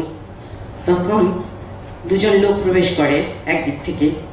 সামনে তারা উঠে চলে যাচ্ছে। তারা তাতে পরনে সাদা ধুতি, গায়ে সাদা ওড়নি, পাতলা চাদর, পুজোর উপকরণ হাতে। নন্দিনী বলে, ওগো ওগো, কোথায় চলেছো তোমরা? ওরা বলে, ধ্বজা পূজার নৈবেদ্য নিয়ে চলেছি। রঞ্জনকে দেখেছো? একজন বলে তাকে 5 দিন আগে একবার দেখেছিল, আর তো দেখিনি। ওই ওদের জিজ্ঞাসা করো, ওরা হয়তো বলতে পারবে। আর অপরজন ওকে তাড়া দিতে থাকে, চলো চলো। ও বলে ওরা কারা? বলে ওরা সর্দারদের বুঝে মদ নিয়ে যাচ্ছে, আমরা কিছু জানি না বাবা, আমরা কিছু জানি না। দুজন সন্ত্রস্ত হয়ে চলে যায়। আর দুজন প্রবেশ করে। এদের পোশাক আবার অন্য, পাজামা কুর্তা, কোমর বন্ধ, মাথায় লাল টুপি, কাঁধে মদের পেটি। নন্দিনী বলে ও ও রঞ্জনকে তোমরা দেখেছো? বলে একজন বলে সেদিন রাতে শম্ভু মোড়লের বাড়িতে দেখেছি। এখন এখন কোথায় আছে সে? দ্বিতীয় তাড়াতাড়ি বলে চলো চলো। বলে ওই যে সর্দারনীদের বোঝের সাজ নিয়ে চলেছে, ওদের জিজ্ঞাসা করো, ওরা অনেক কথা শুনতে পায় যা আমাদের কানে পৌঁছবে না, চলো চলো। বলে তাড়া দিতে থাকে। ওরা দুজন তাড়াতাড়ি উঠে ওই চত্বর দিয়ে সাদা শ্বেত পাথরের চত্বর দিয়ে চলে যায়। এবারে সামনের এই পথ দিয়ে বৃদ্ধ দুজন মুসলমান দর্জি যেন ঢুকে, পিঠ মেকে গেছে তাদের, হাতে তাদের সর্দারনীদের পোশাক। নন্দিনী এদেরও বলে ওগো ওগো রঞ্জনকে এরা কোথায় রেখেছে তোমরা কি জানো? একজন বলে তুই চুপ চুপ, তোমরা নিশ্চয়ই জানো, আমাকে বলতেই হবে, বলো। তখন দ্বিতীয়জন বলে আমাদের কান দিয়ে যা ঢোকে মুখ দিয়ে তা বেরোয় না, তাই ঠিকই আছি, চলো চলো চলো। ওই যে অস্ত্রের পাহাড় নিয়ে যারা আসছে ওদের জিজ্ঞাসা করো, আমরা বলতে পারবো না, আমরা কিছু জানি না, আমরা জানি না। এরা আবার সোপান বেয়ে রাজপথ দিয়ে চলে যায়। অস্ত্রবাহীরা প্রবেশ করে। নন্দিনী বলে ওকে একটু থামো, বলে যাও রঞ্জন কোথায়? একজন বলে শোনা বলি, লগ্ন হয়ে এসেছে, ধ্বজা পূজায় রাজাকে বেরোতেই হবে, তাকে জিজ্ঞাসা করো, আমরা শুরুটা জানি শেষটা জানি না। এরাও পাথরের সিঁড়ি বেয়ে উঠে যায়। ওপরের চাতালে কেউ কেউ কিন্তু অপেক্ষা করে অন্ধকারে, সবাই চলে যায় না। নন্দিনী দেখে রাজার দরজার আলো জ্বলেছে, দরজায় ঘা দিয়ে বলে সময় হয়েছে, দরজা খোলো। বলে আবার এসেছে অসময়ে, এখনই যাও যাও, তুমি অপেক্ষা করবার সময় নেই, শুনতেই হবে আমার কথা, খুলতেই হবে দরজা। বলে যা বলবার আছে বাইরে থেকে বলে চলে যাও, বাইরে থেকে কথার সুর তোমার কানে পৌঁছয় না। আজ ধ্বজা পূজা, আমার মন বিক্ষিপ্ত করো না, পূজার ব্যাঘাত হবে, যাও যাও যাও, এখনই যাও। আমার ভয় বুঝে গেছে, অমন করে তাড়াতে পারবে না, মরি সেও ভালো, আমি দরজা না খুলিয়ে নড়বো না। রঞ্জনকে যাও বুঝি, আমি সর্দারকে বলে দিয়েছি, এখনই তাকে এনে দেবে। পুজোয় যাবার সময় দরজায় দাঁড়িয়ে থেকো না, বিপদ ঘটবে। নন্দিনীর মুখ দিয়ে রবীন্দ্রনাথ অত্যন্ত মূল্যবান একটি সত্য বলান, দেবতার সময়ের অভাব নেই, পুজোর জন্য যুগ যুগান্তর অপেক্ষা করতে পারেন। মানুষের দুঃখ মানুষের নাগাল চায় যে, তার সময় অল্প।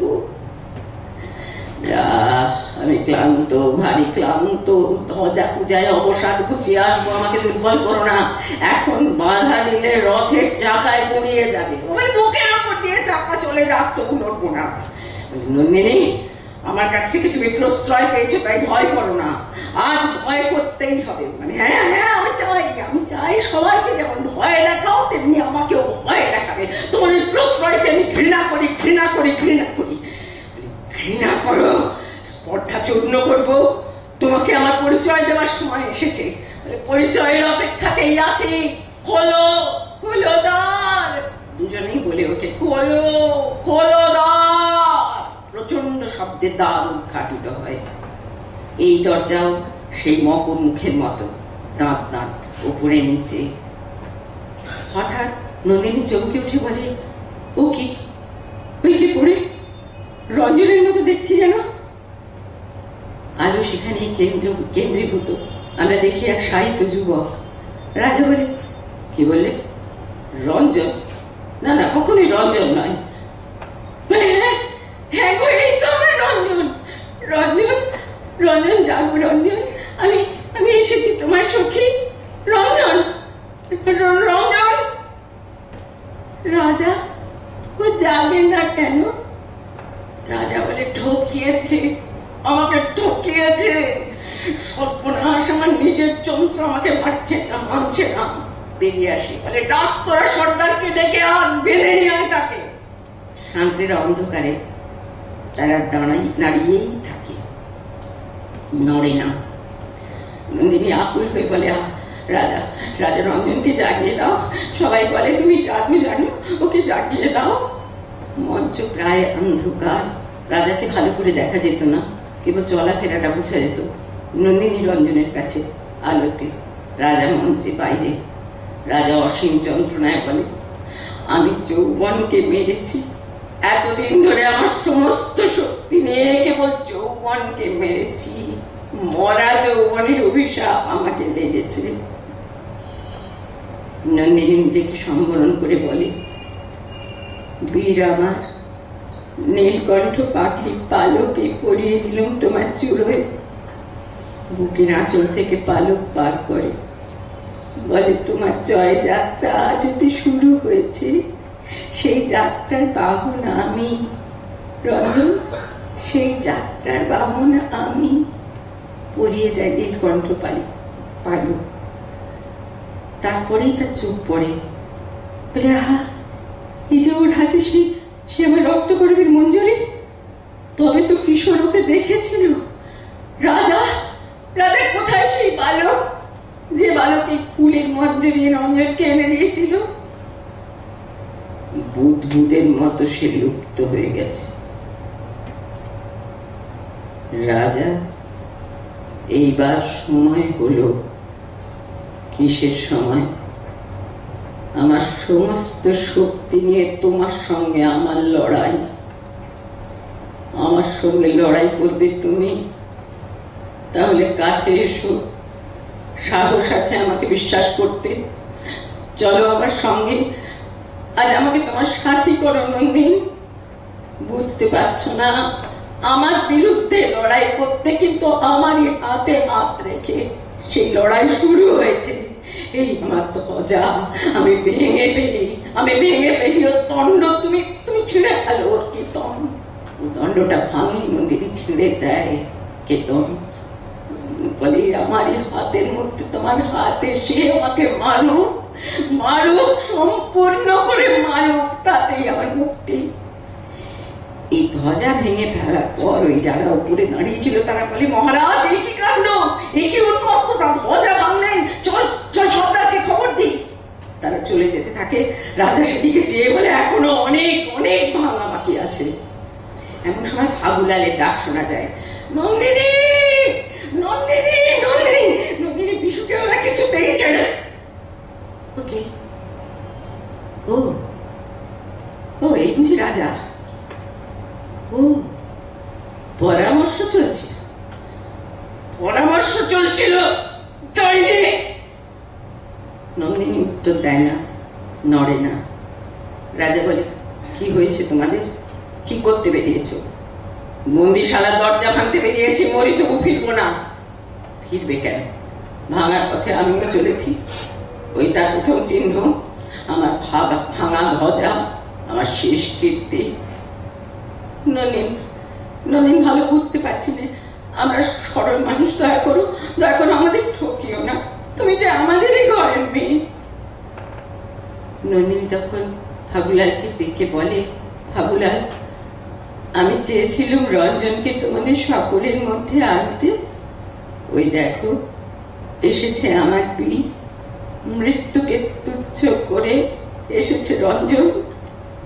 সর্বনাশ, ওই কি রঞ্জন নিঃশব্দে পড়ে আছে? না,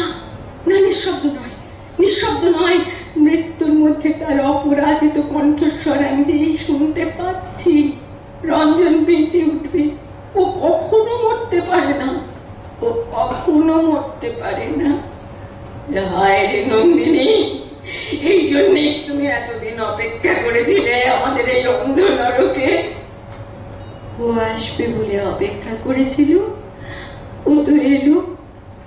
ও আবার আসবে বলে প্রস্তুত হব, ও আবার আসবে। ফাগুলাল বলে, কিন্তু মহারাজ তুমি ভুল বোঝনি তো, আমরা কিন্তু তোমারই বন্দিশালা ভাঙতে বেরিয়েছি। হ্যাঁ, আমারই বন্দিশালা, তবে তোমাকে আমাকে দুজনে মিলে কাজ করতে হবে, একলা তোমার কাজ নয়। সর্দাররা খবর পেলে ঠেকাতে আসবে, তাদের সঙ্গে আমার লড়াই। সৈন্যরা তো তোমাকে মানবে না, একলা লড়বো, সঙ্গে তোমরা আছো, জিততে পারবে? জিততে না পারি, মরতে তো পারবো। এতদিনে মরবার অর্থ দেখতে পেয়েছি, আমি বেঁচে গেছি। এমন সময় যুদ্ধ বাজনা শোনা যায়। ফাগুলাল বলে, রাজা শুনতে পাচ্ছ গর্জন? লেজে দেখছি সর্দার সৈন্য নিয়ে আসছে। এত শীঘ্র কি করে সম্ভব হলো? তার মানে এরা আগে থাকতে প্রস্তুত ছিল, কেবল আমি বুঝতে পারিনি। ঠকিয়েছে, আমাকে ঠকিয়েছে, আমারই শক্তি দিয়ে আমাকে বেঁধেছে। ফাগুলাল বলে, চলো নন্দিনী, তোমাকে নিরাপদ জায়গায় রেখে আসি, তারপর যা হবার তাই হবে। নন্দিনী বলে, একা আমাকেই নিরাপদের নির্বাসনে পাঠাবে? ফাগুলাল, তোমাদের যে সর্দার ভালো, সে আমার জয়যাত্রার পথ খুলে দিলে। নন্দিনী শ্বেত পাথরের চাতালে উঠে রাজপথের দিকে তাকায়, বলে, সর্দার, সর্দার দেখো, ওর বর্ষার আগায় আমার কুন্দ ফুলের মালা দুলিয়েছে। ওই মালাকে আমার বুকের রক্তে রক্তকরবী রঙে রাঙা করে দিয়ে যাব। সর্দার আমাকে দেখতে পেয়েছে। জয় রঞ্জনের জয়, জয় রঞ্জনের জয় বলতে বলতে সিঁড়ি দিয়ে উঠে সে পাথরের পথ ধরে বেরিয়ে যায়। রাজা বলে, নন্দিনী, নন্দিনী বলতে বলতে তাকে অনুসরণ করে। অধ্যাপক প্রবেশ করে, সেও এদের অনুসরণ করে। এমন সময় বিশুর ডাক শোনা যায়, ফাগুলাল। ফাগুলাল এখান থেকে সাড়া দিয়ে বলে, বিশুদা। ক্রমশ বিশু পৌঁছে যায় মঞ্চে। বিশু বলে, ফাগুলাল, ফাগুলাল, নন্দিনী কোথায়? তুমি কি করে এলে? বলে, আমাদের কালীগড়রা বন্দিশালা ভেঙে ফেলেছে, তারা ওই চলেছে লড়তে। কিন্তু নন্দিনী কোথায়? বলে, সে গেছে সকলের আগে এগিয়ে। বিশুদা শোনো। বিশুদা, দেখতে পাচ্ছ ওখানে কে শুয়ে আছে? ওই যে রঞ্জন, ধুলোয় রেখে ওই রক্তের রেখা। আর ওই দেখো, ধুলোয় লুটোচ্ছে তার রক্তকরবীর কঙ্কন। বিশু রক্তকরবীর কঙ্কনটি মাথায় ঠেকিয়ে বসে পড়ে বিহ্বল।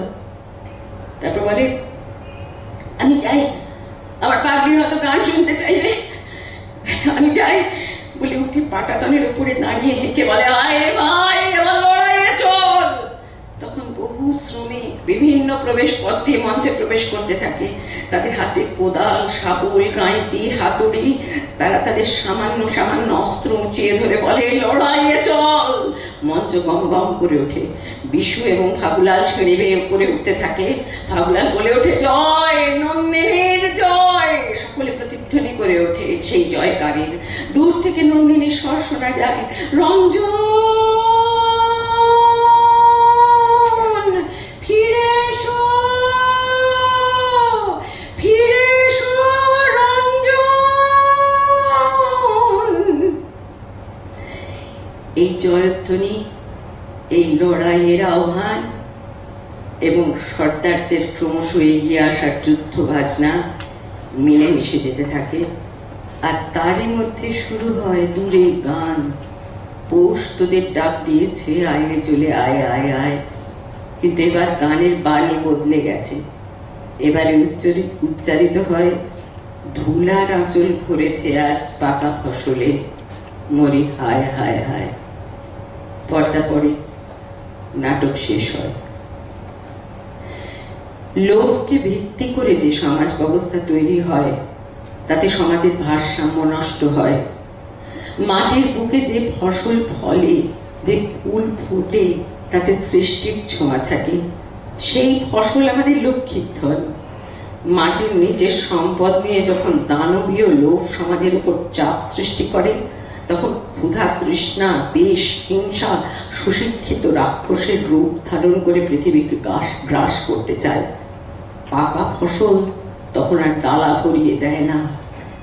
অবিবেচকের মতো একটা ভ্রান্ত সংগঠন জোর করে সমাজের উপর চাপিয়ে না রাখলে, যৌবনকে তার কর্মক্ষেত্রে মুক্ত রাখলে, এত পাকা ফসল আজ তুলার মধ্যে ঝরে পড়তো না। যদি এই রাজা, এই সর্দার ধান কাটার গানটা কান পেতে শুনতো, যদি রঞ্জনকে নিঃশেষ করে দেবার চেষ্টা না করে তারই সঙ্গে মিলে কাজটাকে, ছুটিটাকে সমার্থক করে তোলবার চেষ্টায় নিজেদের সমস্ত শক্তি নিক্ষেপ করত, তাহলে ডালা ভরা পাকা ফসলের এত অপচয় করতো না। রবীন্দ্রনাথ কথা অনেক বছর আগে বলেছিলেন, আমরা শুনিনি, এখনো কি শুনবো এই সহিংস পৃথিবীর বুকে দাঁড়িয়ে?